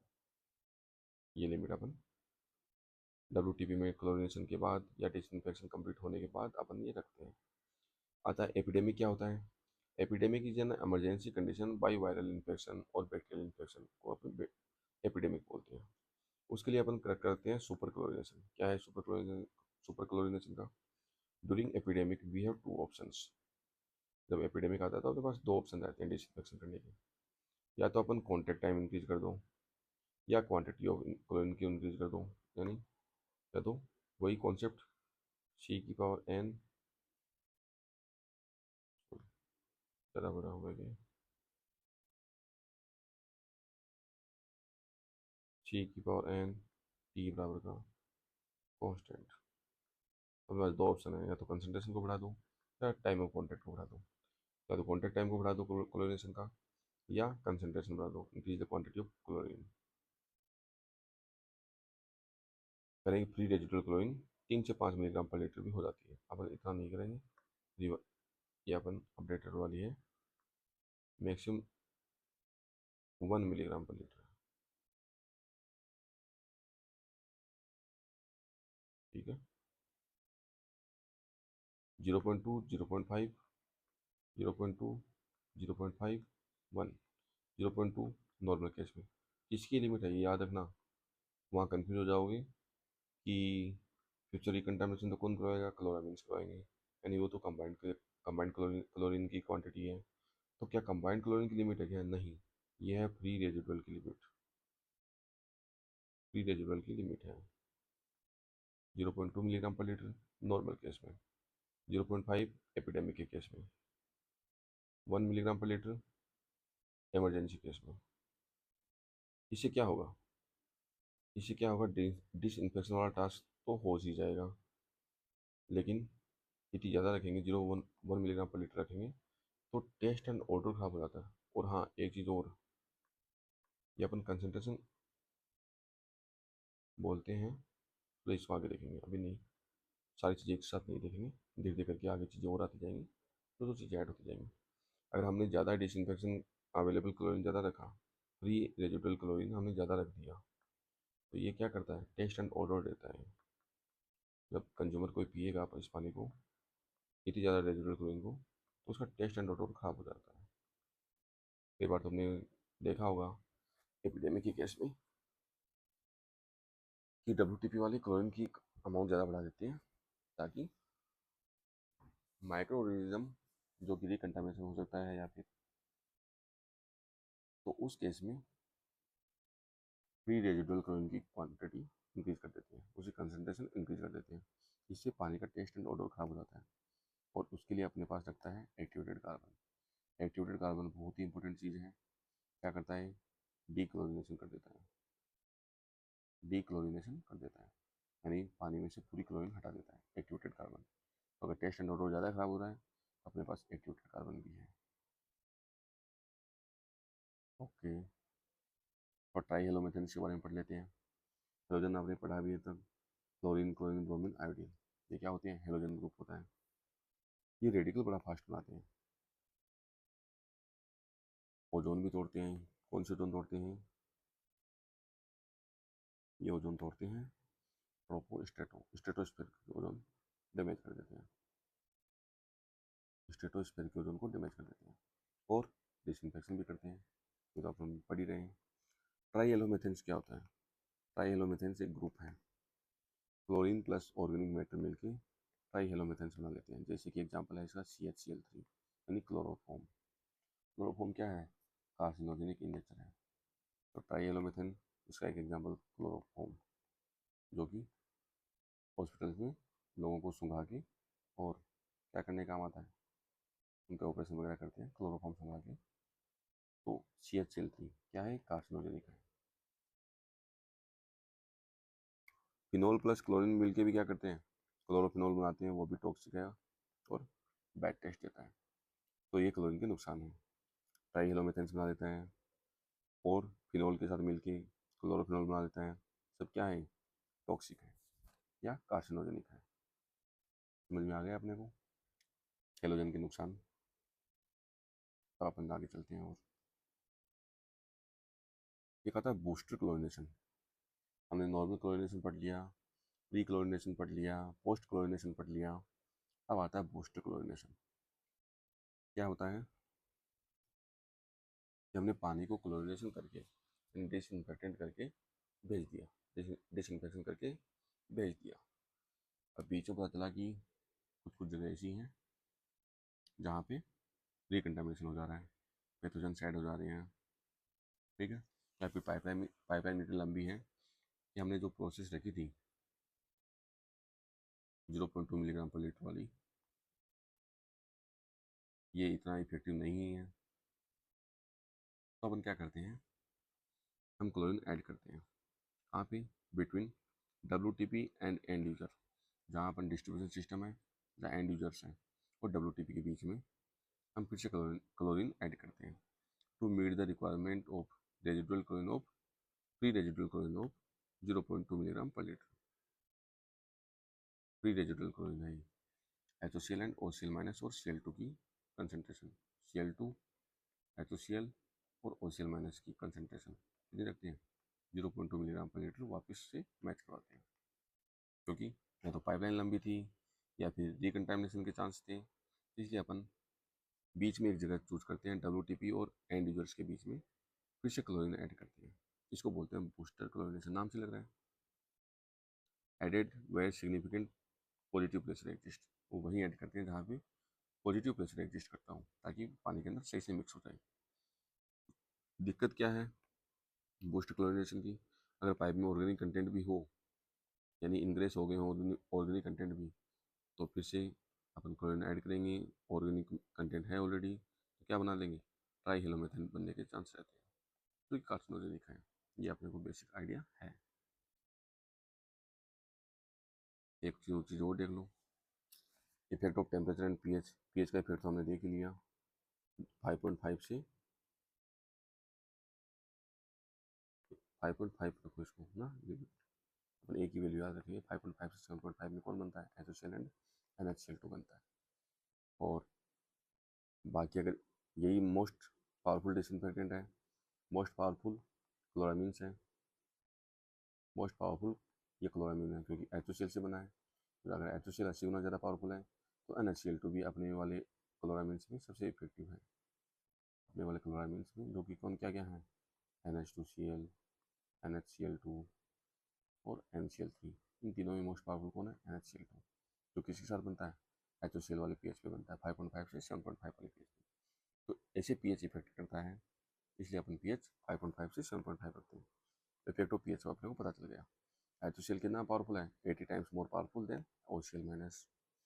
अब टेम्परेचर पे आ जाऊँ, अगर टेम्परेचर बढ़ेगा काइनेटिक एनर्जी बढ़ेगी, रिएक्शन रेट बढ़ेगा और डिसइंफेक्शन ज़्यादा होगा। तो आइडिया है ही अपने को, एन टी बराबर का एन नॉट ई की बार माइनस का के टी। अब जो के है रिएक्शन कॉन्स्टेंट, ये डिपेंड करता है टेम्परेचर पर। अगर टेम्परेचर बढ़ा तो रिएक्शन रेट बढ़ा, और जो कि डिसइंफेक्शन पावर है या फिर क्या है, माइक्रोजन की रिमूवल की रेट इंक्रीज हो जाती है। रिएक्शन रेट बढ़ा, डिसइंफेक्शन ज़्यादा होगा। ये हमने देख लिया। इधर क्या है, कुछ कुछ क्वेश्चन हैं, देख लो, एक क्वेश्चन भी देख लो, सिंपल सा क्वेश्चन होते हैं, देख लेते हैं। पहले मुझे भी बड़े टफ लगते थे, अभी भी लगते होंगे, लेकिन ज़्यादा मैंने कुछ कुछ सोल्व किए। भाई साहब ने क्या बोला है, chlorine gas 8 milligram per litre HCl2 was added to drinking water sample. हमने ड्रिंकिंग वाटर सैंपल में 8 मिलीग्राम पर लीटर HCl2 हमने ऐड कर दिया, क्लोरीन गैस को ऐड कर दिया। If the free chlorine residual and pH was measured to be 2 milligram per liter HCl2 and 7.5 respectively, what is the concentration of residual OCl minus in the water? Assume that the chlorine gas added to the water is completely converted to HCl and OCl minus। OCl minus का concentration पूछिए, percentage OCl minus अगर आपने वो निकल जाए, ठीक है, into मैं क्लोरीन की डोज कर दूँ तो मेरे को पता चल जाएगा कि रेजिडुअल OCl माइनस की कंसनट्रेशन कितनी है। ये हमने HCl के लिए पढ़ा था, यही OCl माइनस के लिए सेम चीज़ है। OCl minus plus H plus HCl ऐसे बनते हैं। इसकी रेट ऑफ कॉन्स्टेंट भी दे रखा है, तो इसका के तो क्या ऐसा आ जाएगा, HCl अपॉन H प्लस और OCl माइनस H प्लस। ये कितना है 10 की पावर 7.5। pH भी दे रखा है क्या इसका, 7.5 दे रखा है। H प्लस कंसनट्रेशन कितनी हो जाएगी, माइनस का pH बराबर 7.5 माइनस का लोगों का H प्लस बराबर 7.5, H प्लस कंसनट्रेशन कितनी हो जाएगी 10 का माइनस 7.5 मोल्स पर लीटर, इधर ले गए कट गया। तो मतलब ये पता चल गया कि HCl और OCl माइनस बराबर कंसनट्रेशन पे है, एक चीज़ पता चल गई। अब देखो HCl और OCl माइनस मिलके ही क्या होंगे, टोटल अवेलेबल क्लोरीन होगी। टोटल अवेलेबल क्लोरीन कितनी है, 2 मिलीग्राम पर लीटर हमने डाली है HCl2।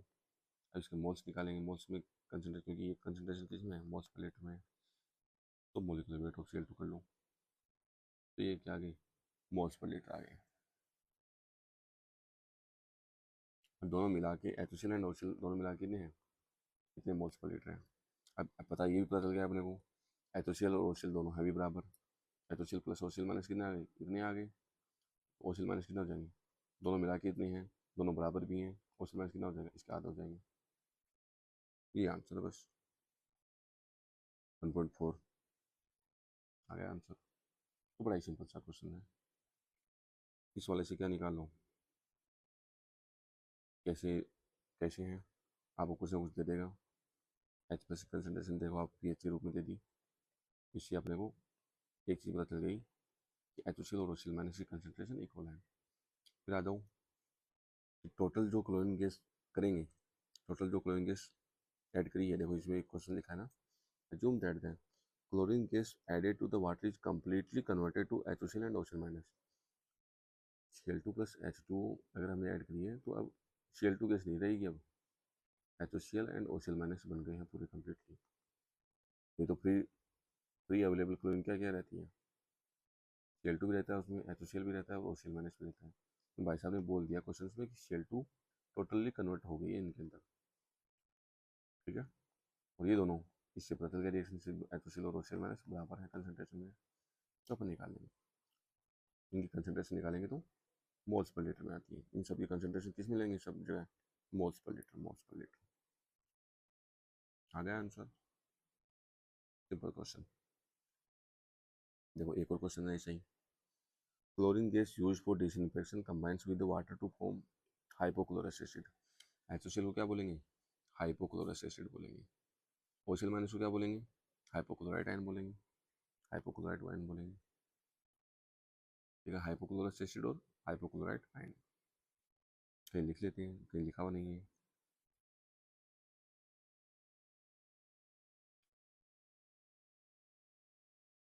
हाइपोक्लोराइड बोला है इसको, ये क्या हो जाएगा, हाइपोक्लोरस एसिड हो जाएगा। हाइपोक्लोरस एसिड, याद हो गया अपने को, क्या था क्वेश्चन में।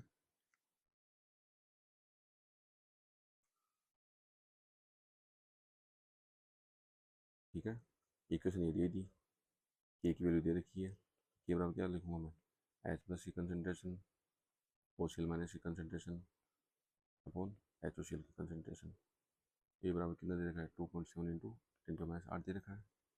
पीएच भी दे रखा होगा इसमें, बच्चा पीएच तो लिखवाया भाई साहब ने, और बढ़िया है। Equilibrium of pH is governed by pH. The sum of HOCl and OCl minus is known as free chlorine. ठीक है, मतलब फ्री क्लोरीन में क्या क्या है, HOCl और OCl माइनस ही है। And HOCl is more effective disinfectant. 90% fraction of HOCl बोल दिया इसने पहले कि HOCl कितना फ्रैक्शन है, 90% फ्रैक्शन है। मतलब क्या है, HOCl अपॉन का HOCl प्लस का OCl माइनस कितना है, 0.9 है। इससे इसे पता चल जाएगा, एक इक्वेशन इससे आ जाएगा, HOCl बराबर का 0.9 HOCl प्लस का OCl माइनस, इसको इधर ले आओ, 0.1 HOCl बराबर OCl माइनस। एक इक्वेशन आ गई इससे। दूसरी इक्वेशन किसे निकालेंगे अपन, के वाले से निकालेंगे, के बराबर H प्लस OCl माइनस। ठीक है, H plus concentration into OCl minus की कंसनट्रेशन अपॉन HOCl, 2.7 इंटू 10 का माइनस 8 दिया है, तो H प्लस की concentration OCl minus upon HOCl। अब देखो डायरेक्ट भी निकाल सकते हैं कि 90% HOCl है, तो OCl माइनस कितना हुआ, 10% हुआ, क्योंकि चीज़ें क्या हैं, दो ही हैं, HOCl और OCl माइनस। 90% ये है तो 10% ये हो गया, तो OCl माइनस अपॉन HOCl कितना होगा, 10/90, 1/9, ये 1/9 लिखा है, तो H प्लस की कंसनट्रेशन आ जाएगी। H प्लस की कंसनट्रेशन आते ही पीएच आ जाएगा माइनस लोगों का H प्लस। इतना सिंपल सी चीज़ दी है, तो अपने को इसमें कोई इशू नहीं होना चाहिए, बड़ी आसान से सवाल लगना चाहिए। ये अपने को पता है रिएक्शन कांस्टेंट कैसे निकालते हैं। H प्लस जो भी प्रोडक्ट होता है, जो भी प्रोडक्ट होता है उनको उनको लिखो, उनकी कंसनट्रेशन मल्टीप्लाई करो, डिवाइड बाई किससे बने, HOCl से, उसी कंसनट्रेशन, बराबर क्या हो जाएगा कि इसके क्वेश्चन पीएच से भी रिलेट होते हैं, क्योंकि पीएच वाला भी कॉन्सेप्ट किस में आता है, H2O से H प्लस और OH माइनस बनते रहते हैं। ठीक है, तो इसी कंसनट्रेशन KW बोलते हैं इसको, वाटर वाले को, H plus OH minus upon का H2O कंसनट्रेशन, H2O कंसनट्रेशन 1 हो जाती है, KW ये होता है 10⁻7 होता है। ठीक है, 10⁻7 अब H प्लस और OH माइनस। अब अपन क्या ले लेते हैं, लोग ले लेते हैं दोनों तरफ, तो फिर आ जाता है पीएच प्लस का पीओएच बराबर का 14 आ जाता है। इसी कॉन्सेप्ट से आता है, आइडिया हो गया, सिंपल सा क्वेश्चन था, सिंपल नहीं था, अब सिंपल हो गया। अब देखो डिसइंफेक्शन काम कैसे करता है, मतलब क्लोरिनेशन काम कैसे करता है। With the help of sketch explain the reaction that happen at different stage of the break point chlorination. इस वाले जो कर्व को बोलते हैं ब्रेक पॉइंट क्लोरिनेशन बोलते हैं। ब्रेक पॉइंट यहाँ पे आता है। Also state the importance of break point chlorination in water treatment. Question आया सिंपल, ये हमने इधर है क्लोरीन की रेजिडुअल, क्लोरीन कितना बच रहा है, इधर हम क्लोरीन ऐड कर रहे हैं, तो इधर क्लोरीन ऐड किया और इधर क्लोरीन बच के जा रहा है। स्टार्टिंग में क्लोरीन कुछ भी नहीं बचता, क्यों नहीं बचता? क्योंकि वो क्या करता है, कंपाउंड्स को रिड्यूस करता है, मतलब कुछ ऑर्गेनिक कंपाउंड होते हैं उनको रिमूव करता है पहले, और ऑर्गेनिक मैटर को रिमूव करता है।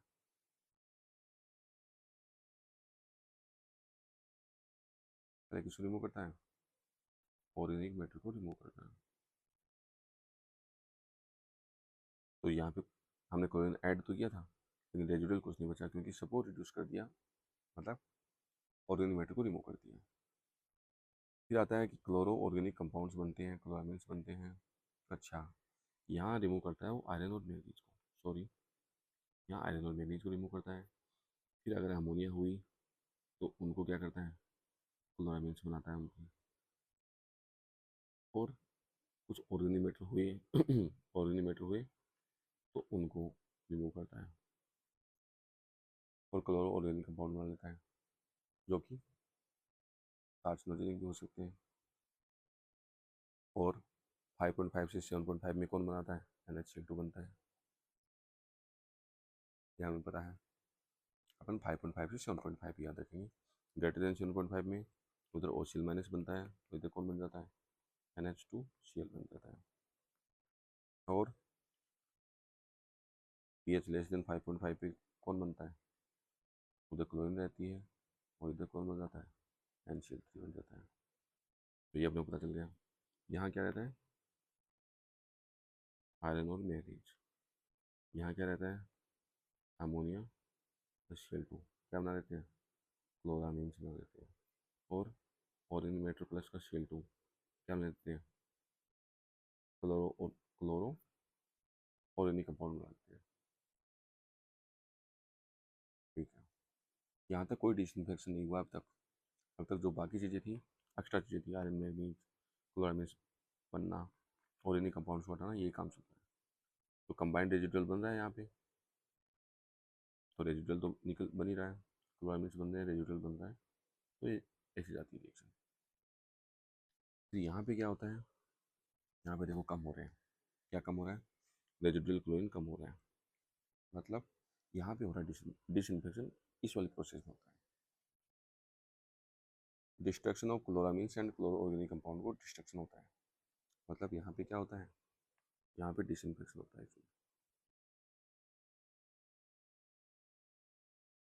इस वाले पोर्शन में।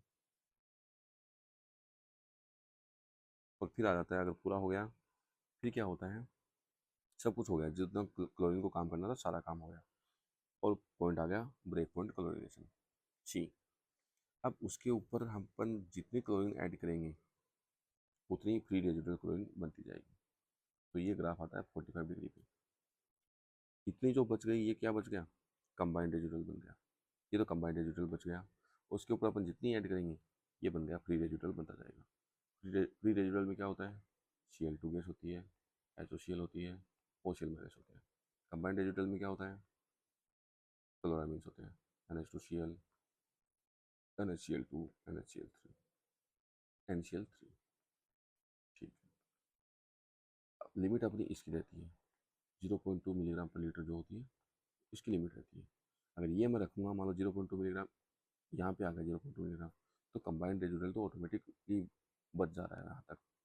इसलिए अपन कंबाइंड रेजिडुअल की लिमिट नहीं रखते याद, अपन याद रखते हैं कि free residual chlorine 0.2 milligram per litre आपको फ्री रेजिडुअल क्लोरीन देना ही देना है। तो कंबाइंड रेजिडुअल अपने आप बच जाएगा या बच जाएगा। ठीक है, point C is break point. ठीक है, ब्रेक पॉइंट मतलब अपना क्लोरीनेशन कंप्लीट हो गया है।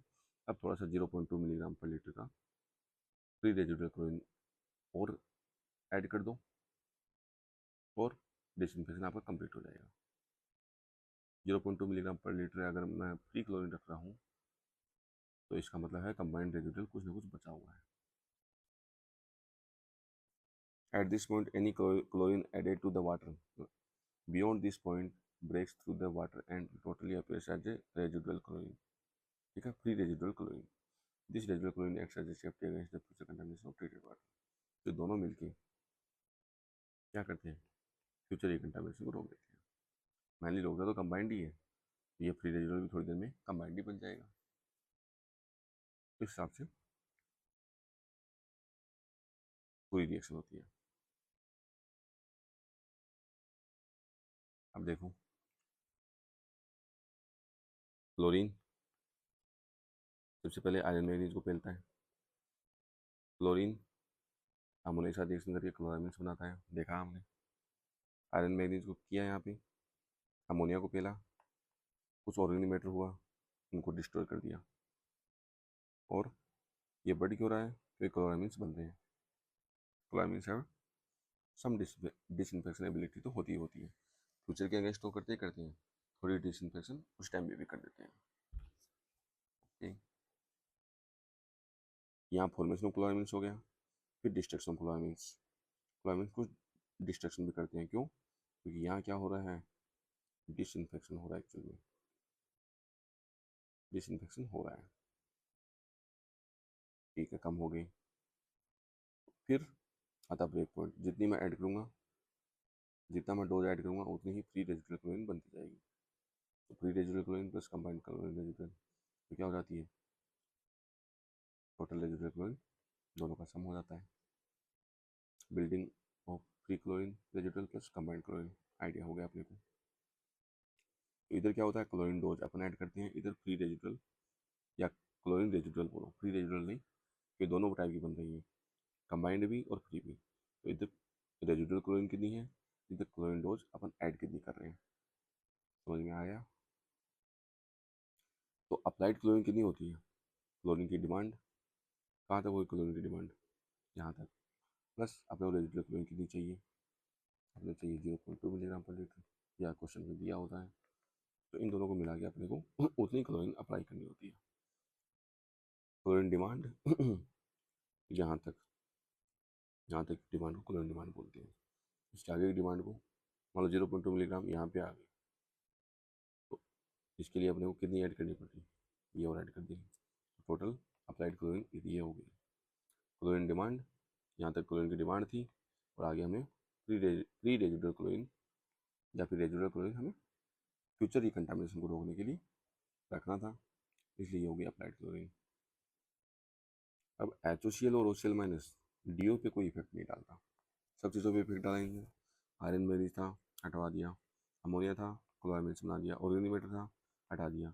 ऑर्गेनिक मैटर हट गया तो अपनी BOD भी क्या हो गई? कम हो गई, क्योंकि ऑर्गेनिक मैटर और BOD आपस में रिलेटेड है। ठीक है, क्या है BOD? Biochemical oxygen demand. अगर ऑर्गेनिक मैटर नहीं रहा तो उनको रिमूव करने के लिए बायोकेमिकल ऑक्सीजन डिमांड भी कम रिक्वायरमेंट होगी या नई रिक्वायरमेंट होगी। तो बस ये दोनों रिलेटेड होते हैं, लेकिन DO पे कोई इफेक्ट नहीं डालता। अगर पानी के अंदर DO है, डिजोल्व ऑक्सीजन है, तो कोई इफेक्ट नहीं करता, DO उतनी की उतनी रहती है। So chlorination does not reduce the dissolve oxygen. ये कोई क्वेश्चन आया था CPCB में, ये आपने कर लिया। अब कुछ क्लोरीन के टेस्ट भी होते हैं कि रेजिडुअल क्लोरीन कितनी बची, उसके लिए तो कुछ टेस्ट करना पड़ेगा ना। कि अब कैसे पता चलेगा? अपन हमेशा ग्राफ थोड़ी बनाएंगे, इसलिए रेजिडुअल क्लोरीन को चेक करने के लिए अपने पास कुछ टेस्ट हैं। क्या क्या टेस्ट हैं? ऑर्थोटोलुइन टेस्ट है। ऑर्थोटोलुइन टेस्ट आजकल आउटडेटेड हो चुका है, क्योंकि इसमें कार्सिनोजेनिक कंपाउंड बनने के चांसेस रहते थे, हमें हटा दिया। स्टार्च आयोडाइड टेस्ट है, DPT टेस्ट है, आजकल ये यूज़ करते हैं। आजकल और क्या यूज़ करते हैं? एम्पेरोमेट्रिक टाइट्रेशन भी करते हैं, जो कि बेस्ट है, इंटरनेशनली यूज किया जाता है। Amperometric titration, photometer colour matching technique से भी अपन कितना क्लोरीन बचा हुआ है या क्लोरीन की क्वांटिटी निकाल लेते हैं। तो ये हो गया टेस्टिंग ऑफ क्लोरीन के। क्या क्या टेस्ट हुए? ऑर्थोटोलुइन टेस्ट आउटडेटेड हो चुका है। स्टार्च आयोडाइड टेस्ट यूज करते हैं। DPT टेस्ट आजकल अपने इंडिया में यही यूज़ कर रहे हैं। इंटरनेशनली एम्पेरोमेट्रिक टाइट्रेशन यूज़ करते हैं। फोटोमीटर कलर मैचिंग टेक्निक से भी अपन कितना क्लोरीन बचा हुआ है उतना, या क्लोरीन कितना है पानी के अंदर, निकाल सकते हैं। तो ये हो गई टेस्टिंग ऑफ क्लोरीन की बात। अब आता है मेथड ऑफ डीक्लोरिनेशन। ये क्या है भाई? अगर क्लोरीन चाहिए था आपने को 0.2 मिलीग्राम पर लीटर, और अपने टेस्टिंग करके निकाला कि किसी भी टेस्ट निकाला और पता चला कि पानी में अभी क्लोरीन कितना है, 2 मिलीग्राम पर लीटर बचा हुआ है पानी में। 2 मिलीग्राम पर लीटर वाला पानी तो नहीं बेच सकते अपन, कितनी लिमिट है अपनी, 0.2 मिलीग्राम पर लीटर है। कोई एपिडेमिक का केस भी नहीं है, ना ही कोई इमरजेंसी केस है। तो अपने को क्या करना पड़ेगा, डी क्लोरिनेशन करना पड़ेगा वाटर को, पानी में से क्लोरीन हटानी पड़ेगी। नहीं तो क्या होगा, कोई ऑर्गेनिक कंपाउंड आए, ऑर्गेनिक कंपाउंड इंग्रेस हुए तो क्या कर देगा, ये बना देगा ट्राईहेलोमेथेन, ट्राईहेलोमेथेन, जो कि क्या है, कार्सिनोजेनिक है। ये सब ना बनाए, इसके लिए अपने को लिमिट इतनी रखनी होती है। ये 2 मिलीग्राम पर लीटर वाला अगर ज़्यादा क्लोरीन है तो क्या देता है, टेस्ट एंड ओडोर भी देता है, पानी अच्छा नहीं लगेगा पीने में, इसलिए हटाना होता है इसको। आता है method of dechlorination, because these can form toxic compound. अगर क्लोरीन ज़्यादा हुई तो टॉक्सिक कंपाउंड बना सकते हैं। मान लो कि रेजिडुअल क्लोरीन है, ज़्यादा है, तो उसको हटाना पड़ेगा।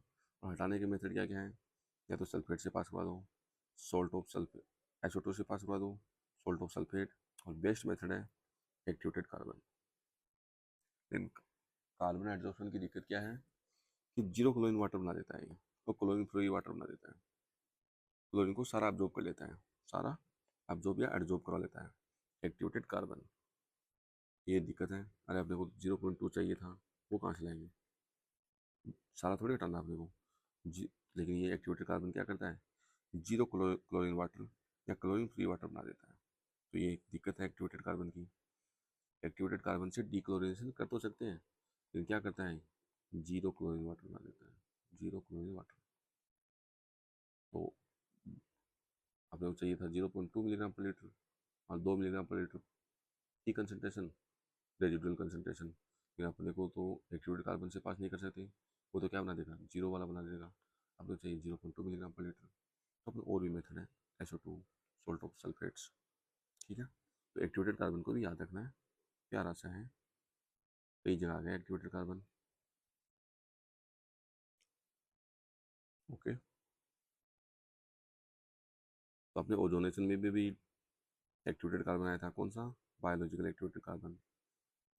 मेथड ऑफ डीक्लोरिनेशन में भी आ गया है एक्टिवेटेड कार्बन, क्या बना देता है, जीरो क्लोरीन और क्लोरीन फ्री वाटर बना देता है। समझ में आया, अब और क्या लिखा है देखो इसमें। तो अपन क्यों करते हैं डीक्लोरिनेशन, क्योंकि अगर अपने फ्री रेजिडुअल क्लोरीन ज़्यादा हो गई है तो these can form toxic compound, because residual free chlorine की लिमिट है। मिनिमम कितना होना चाहिए, 0.2 मिलीग्राम, मैक्सिमम कितना तक जा सकते हैं, 1 मिलीग्राम पर लीटर तक जा सकते हैं। किसकी लिमिट है, रेजिडुअल फ्री क्लोरीन की लिमिट है।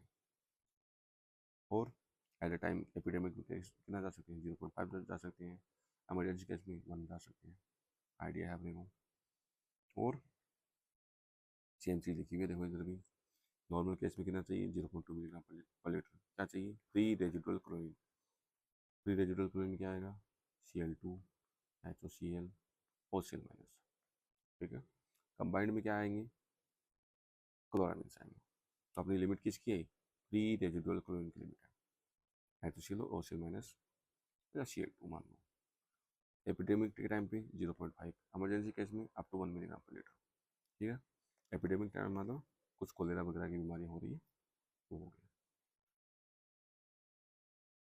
नॉर्मली ये कंबाइंड रेजिडुअल क्लोरीन की भी लिमिट है, नॉर्मली पूछता नहीं है। हम लोग क्या पूछता है, फ्री रेजिडुअल क्लोरीन, उसकी लिमिट क्या है, 0.2, 0.5, 1। तो ये क्लोरामीन की लिमिट होती है मैक्सिमम कितनी, 4 मिलीग्राम पर लीटर HCl2। जब हम फ्री रेजिडुअल क्लोरीन 0.2, 0.5 या 1 मिलीग्राम रखेंगे तो कुछ क्लोरामीन्स ऑलरेडी एग्जिस्ट करते हैं एट ब्रेक पॉइंट। अब जो पता है ब्रेक पॉइंट, ये क्या है, क्लोरीन की डोज हमने दी, ये क्या बचा है, रेजिडुअल क्लोरीन, रेजिडुअल क्लोरीन ऐसे बचा, यहाँ कुछ नहीं बचेगा, फिर थोड़ा थोड़ा बचता है, फिर कम होता है, और फिर ब्रेक पॉइंट आ जाता है, और फिर 45 डिग्री का एंगल आ जाता है। तो ये क्या हो गया, ये था आयरन और मैग्नीज को रिमूव करने वाला। ये क्या था, इसमें अमोनिया है पानी में, तो क्लोरामीन्स बनेंगे। क्लोरामीन्स बनेंगे। ऑर्गेनिक मैटर है तो क्लोरो ऑर्गेनिक कंपाउंड बनेंगे, यानी ऑर्गेनिक मैटर भी रिमूव हो जाएंगे। यहाँ होता है एक्चुअल में डिसइंफेक्शन। इस वाले प्रोसेस में क्या होता है? डिसइंफेक्शन। कौन करवाता है? प्री क्लोरीन भी करवाता है, और कुछ अगर क्लोरामीन्स पहले बने हुए हैं तो वो भी कम होते हैं, क्योंकि वो भी क्या करते हैं? डिसइंफेक्शन करते हैं। मेनली कौन करता है? HOCl और OCl minus. HOCl 80 times more powerful than OCl minus. यहाँ आ जाता है ब्रेक पॉइंट, कि मतलब जितना डिसइंफेक्शन करना था, जितनी मेरे को क्लोरीन की रिक्वायरमेंट थी, वो मेरी कंप्लीट हो गई, वो सेटिस्फेक्शन आ गया। तो ये आता है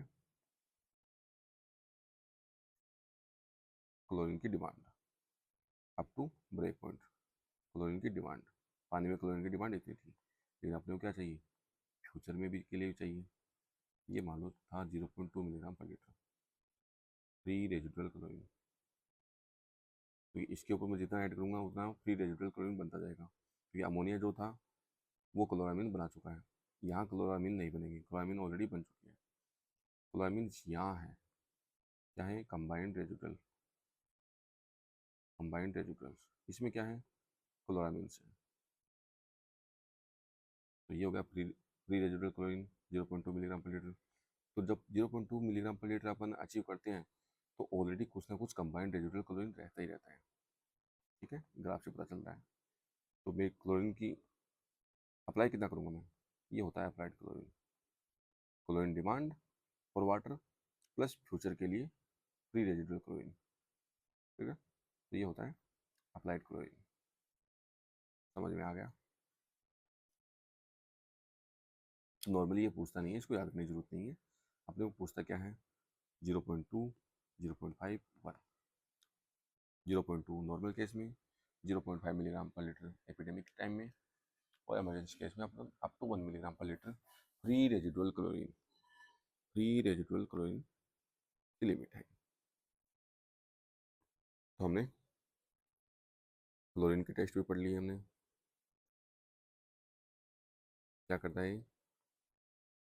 ऑर्थोटोलुइन टेस्ट टेस्ट होता है, तो ऑर्थोटोलुइन टेस्ट आउटडेटेड हो चुका है आजकल।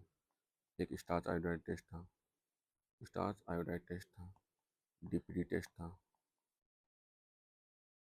ऑटोमेटिक टेस्ट था, ऑटोमेटिक कलर मैचिंग टेक्निक है, और क्या था? एक और टेस्ट था एम्पिरोमेट्रिक टाइट्रेशन। इंटरनेशनली आजकल ये यूज़ करते हैं, इंडिया में यूज़ करते हैं, ऑटोमेटिक कलर मैचिंग टेक्निक है। ये क्या है? क्लोरीन के टेस्ट, कि भाई पानी में क्लोरीन कितना है अभी।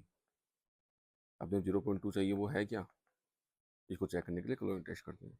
और अगर 0.2 चाहिए था और पानी में क्लोरीन टेस्ट किया हमने और आ गया 0.2 मिलीग्राम पर लीटर, तो अपने को रिमूव करना पड़ता है। तो उसके लिए है डीक्लोरिनेशन की टेक्निक है अपने पास। किससे करेंगे? SO2 से पास करवा देंगे, या सल्फेट से पास करवा देंगे, या अगर जीरो क्लोरीन वाटर चाहिए अपन एक्टिवेटेड कार्बन से पास कर देंगे। एक्टिवेटेड कार्बन से पास कर देंगे, क्या देगा ये? जीरो क्लोरीन वाटर दे देगा, फ्री क्लोरीन वाटर दे देगा, क्लोरीन फ्री वाटर दे देगा। समझ में आया चीज़ें? होप सो समझ में आई ये चीज़ें। अब कुछ क्वेश्चन देखते हैं। लप्पू लप्पू से क्वेश्चन होते हैं, ब्लीचिंग पाउडर वाले क्वेश्चन देखे थे आपने। सिंपल लप्पू लप्पू से क्वेश्चन होते हैं। A city with the population of 50,000 is to be provided disinfectant react 250 litre per capita per day. ठीक है। Find amount of 25% pure bleaching powder requirement for treatment of this water at dose not 20 milligram per litre. ठीक है, पहले पानी का देख लेते हैं, पानी कितना है अपने पास। 250 litre per capita per day into 50,000, कितना लीटर पर डे वाटर है, और 20 मिलीग्राम पर लीटर की अपने को डोज की रिक्वायरमेंट है क्लोरीन की। तो लीटर पर डे से मिलीग्राम पर लीटर में जाऊँगा। देखो क्या है, ये पूरा कॉन्सेप्ट रहता है एप्टीट्यूड का, यूनिट का। 250 इंटू 50,000, ये आ गया अपना लीटर पर डे वाटर है अपना।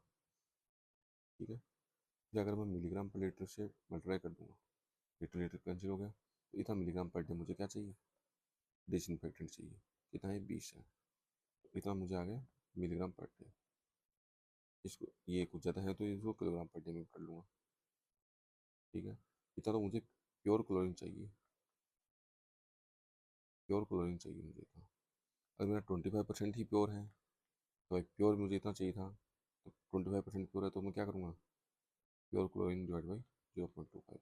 फिर मुझे इम्प्योर तो ज़्यादा चाहिएगा, तभी तो मुझे प्योर इतना मिल जाएगा, तो 0.25 से डिवाइड कर दूँगा। सिंपल है, इम्प्योर होगा तो ज़्यादा चाहिए होता है। बताइए अपने को। For disinfecting 1 million litre of water per day, chlorine demand 2 milligram per litre है।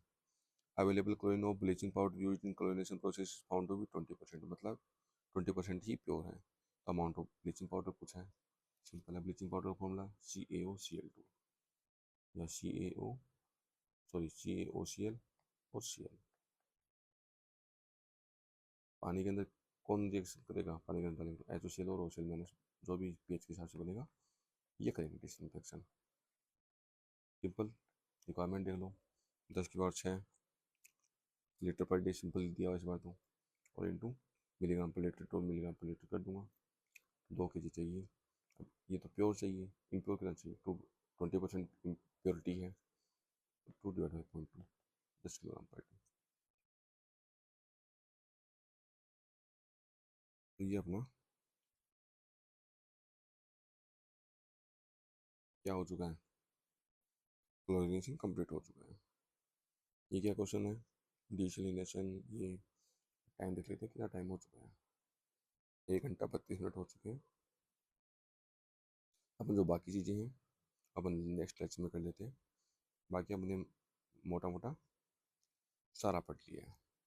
देखो कुछ और भी था क्या, कुछ फिजिकल प्रोसेस थी, डिसइंफेक्शन पढ़ रहे हैं अपन। क्या पढ़ रहे हैं, डिसइंफेक्शन पढ़ रहे हैं।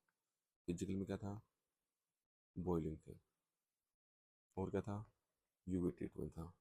बॉइलिंग तो बस सिंपल है, 60 से 70 डिग्री टेम्परेचर पे बॉईल कर दो, डिसइंफेक्शन हो जाएगा। अल्ट्रावायलेट कैसे इफेक्ट करता है, प्रोटोप्लाज्म को सेल के प्रोटोप्लाज्म को डैमेज कर देता है और डिसइंफेक्शन हो जाता है। क्या है, महंगा भी है। कहाँ यूज़ होता है, हॉस्पिटल्स वगैरह में यूज़ होता है।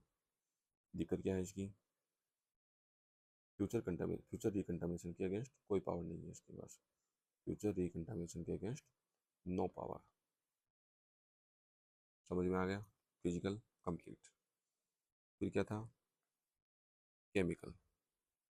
केमिकल में हमने क्या क्या पढ़ा, पहला पढ़ा हमने लाल दवा, यमुनापुर लाल दवा, पप्पू की दुकान में मिलती है। लाल से क्या कलर आएगा, पिंक कलर आएगा। पहले किसको पे ले गए, ऑरिजिनेटर को हटाएगा। ऑरिजिनेटर में क्योंकि क्या है, ऑक्सीडाइजर भी है भाई साहब, ऑक्सीडाइजर है, ऑरिजिनेटर को रिमूव करेगा। इससे इसका पिंक कलर गायब हो जाएगा, जो भी इसकी पावर थी खत्म होगी, पिंक से कलरलेस हो जाता है। लेकिन अपने को तो क्या करना था, डिसइंफेक्शन करवाना था। डिसइंफेक्शन के लिए क्या करेंगे अपन, और डालेंगे भाई KMnO4, KMnO4 और ऐड किया। फिर क्या किया, जब तक पिंक कलर उसमें पिंक कलर रहा तब तक अपने KMnO4 ऐड किया। ये क्या करेगा, 24 घंटे तक छोड़ देंगे इसको। नॉर्मल इसको कैसे डाल देते हैं, इसको कोई ट्यूबवेल या फिर कोई रिजर्वेयर हो उसमें डाल देते हैं। 24 घंटे तक छोड़ेंगे, क्या करेगा ये, माइक्रोऑर्गेनिज्म को फैलना शुरू कर देगा और माइक्रोऑर्गेनिज्म को मारना शुरू करेगा।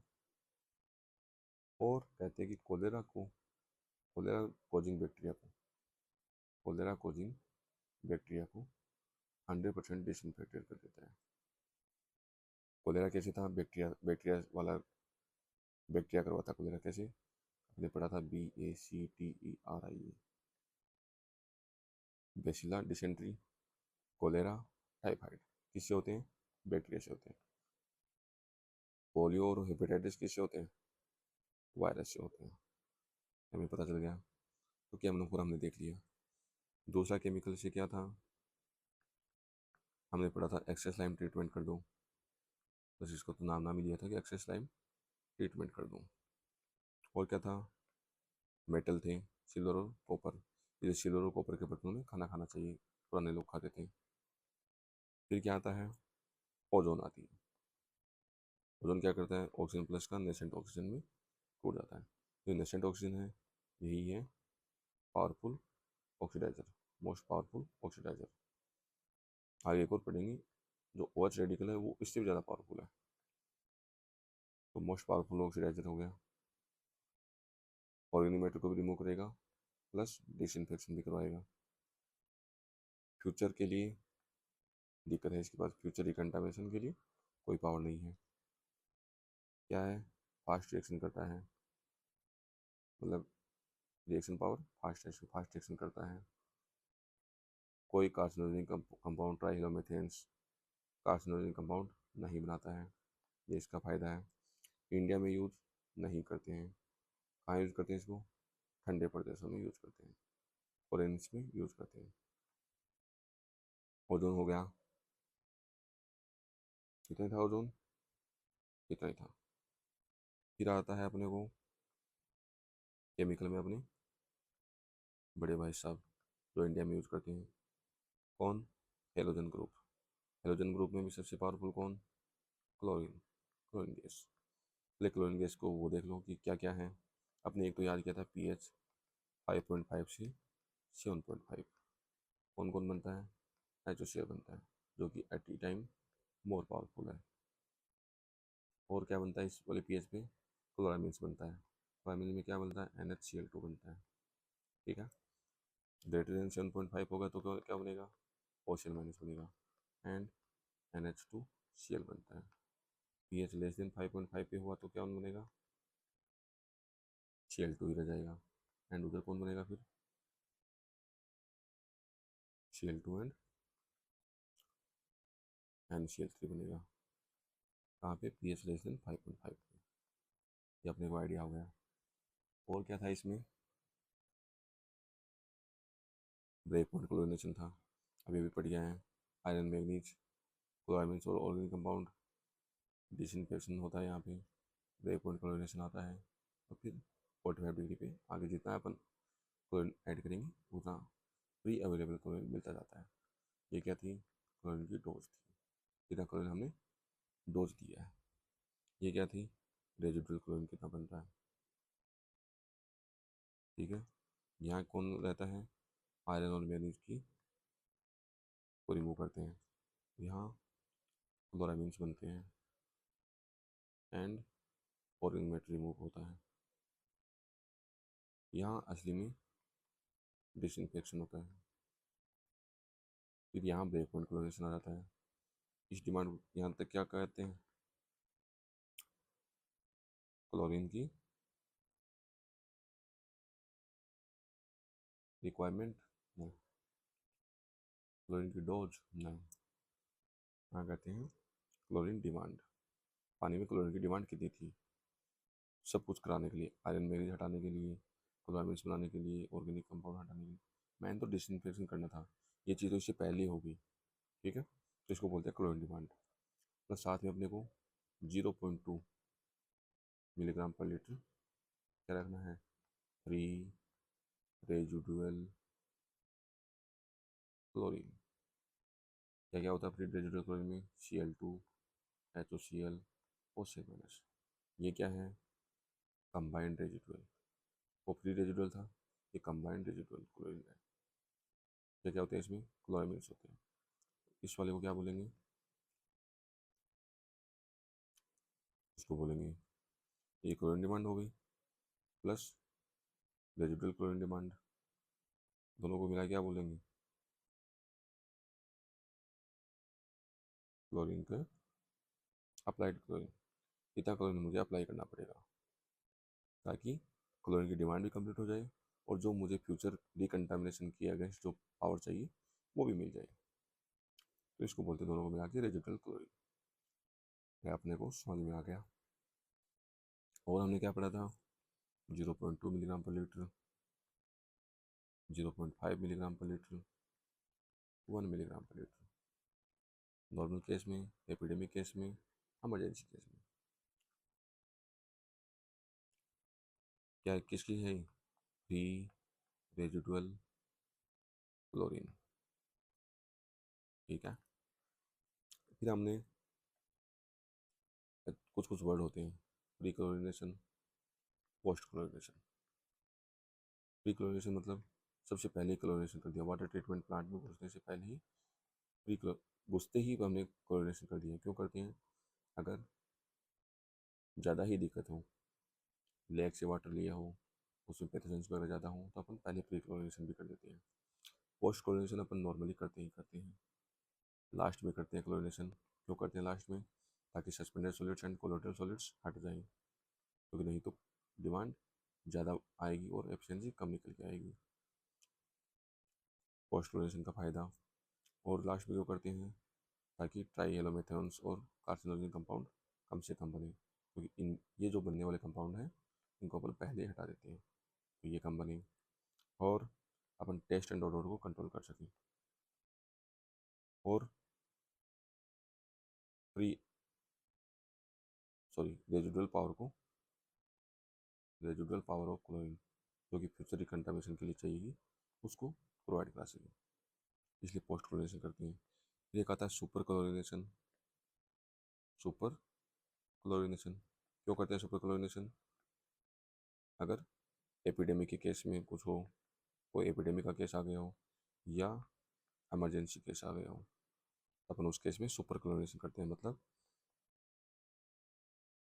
या तो अपन C⁻N⁻T या तो कंसनट्रेशन बढ़ा देते हैं क्लोरीन की, या टाइम ऑफ कॉन्टैक्ट बढ़ा देते हैं, और residual chlorine, free residual chlorine की लिमिट बढ़ा देते हैं। कितनी कर देते हैं? 0.5 कर देते हैं। इमरजेंसी केस है तो अपन 1 मिलीग्राम पर लीटर तक चले जाते हैं। फिर आता है एक बूस्टर क्लोरिनेशन। बूस्टर क्लोरिनेशन क्या करते हैं इसमें?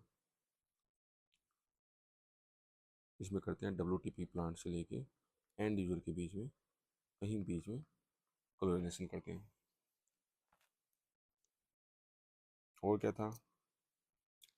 और तो ऐसा कुछ नहीं था। ब्लीचिंग पाउडर हमने पढ़ा, आइडिया हो गया अपने को। डीक्लोरिनेशन की टेक्निक पढ़ ली हमने, SO2 या सल्फेट या एक्टिवेटेड कार्बन अगर जीरो चाहिए तो। टेस्टिंग ऑफ क्लोरीन पढ़ ली हमने, ये केस पढ़ लिए, ये डायग्राम अपने को आइडिया हो गया पूरा। क्लोरामिन्स वगैरह पढ़ लिए। ClO2 क्लोरीन डाइऑक्साइड अमीरों वाला है, कोई ट्राइहेलोमेथेन नहीं बना था। Cl2 गैस पता ही है, ये फॉर्म अपने को पता है। ब्लीचिंग पाउडर का फॉर्म अपने को पता है। फाइनली करवाएगा कौन? HCl या OCl माइनस करवाएगा। सोडियम हाइपोक्लोराइट पढ़ लिया हमने, क्लोरामिन्स पढ़ लिए हमने। सिंपल कंसनट्रेशन ऑफ HCl और कंसनट्रेशन ऑफ OCl माइनस पढ़ लिया कि डोज कितनी है और वो उसका परसेंटेज कितना है जिसको निकालना है अपने को। सिंपल है। रिएक्शन कांस्टेंट अपने को आइडिया हो गया। काइनेटिक्स अपने को आइडिया है, ये चिक्स लॉ होता है और ये वॉटसन का लॉ होता है। इसी पे क्वेश्चन आते हैं। पानी में अगर अमोनिया ऐड किया है या ऐड है ऑलरेडी, पहले NH2Cl NaCl2 NaCl3 ये सब बन के फिर HCl और OCl माइनस बनते हैं।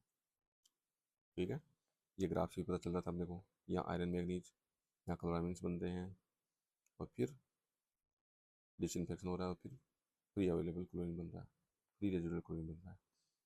तो पहले कौन बनता है यहाँ इस वाले प्रोसेस में? NH2Cl NaCl2 NaCl3 बनते हैं। यही HCl और OCl माइनस बन जाते होंगे। फिर डिसइंफेक्शन होता है, जहाँ पे कुछ क्लोरामिन्स भी खत्म होते हैं और फ्री रेजिडुअल जो HCl और OCl माइनस है, फ्री क्लोरीन, वो भी खत्म होते हैं। और फिर सब चीज़ें खत्म हो गई, फिर जितना अपन क्लोरीन की डोज देते जाएंगे उतना ही फ्री रेजिडुअल क्लोरीन मिलता जाएगा। ये क्या हो गया? कंबाइंड रेजिडुअल हो गया।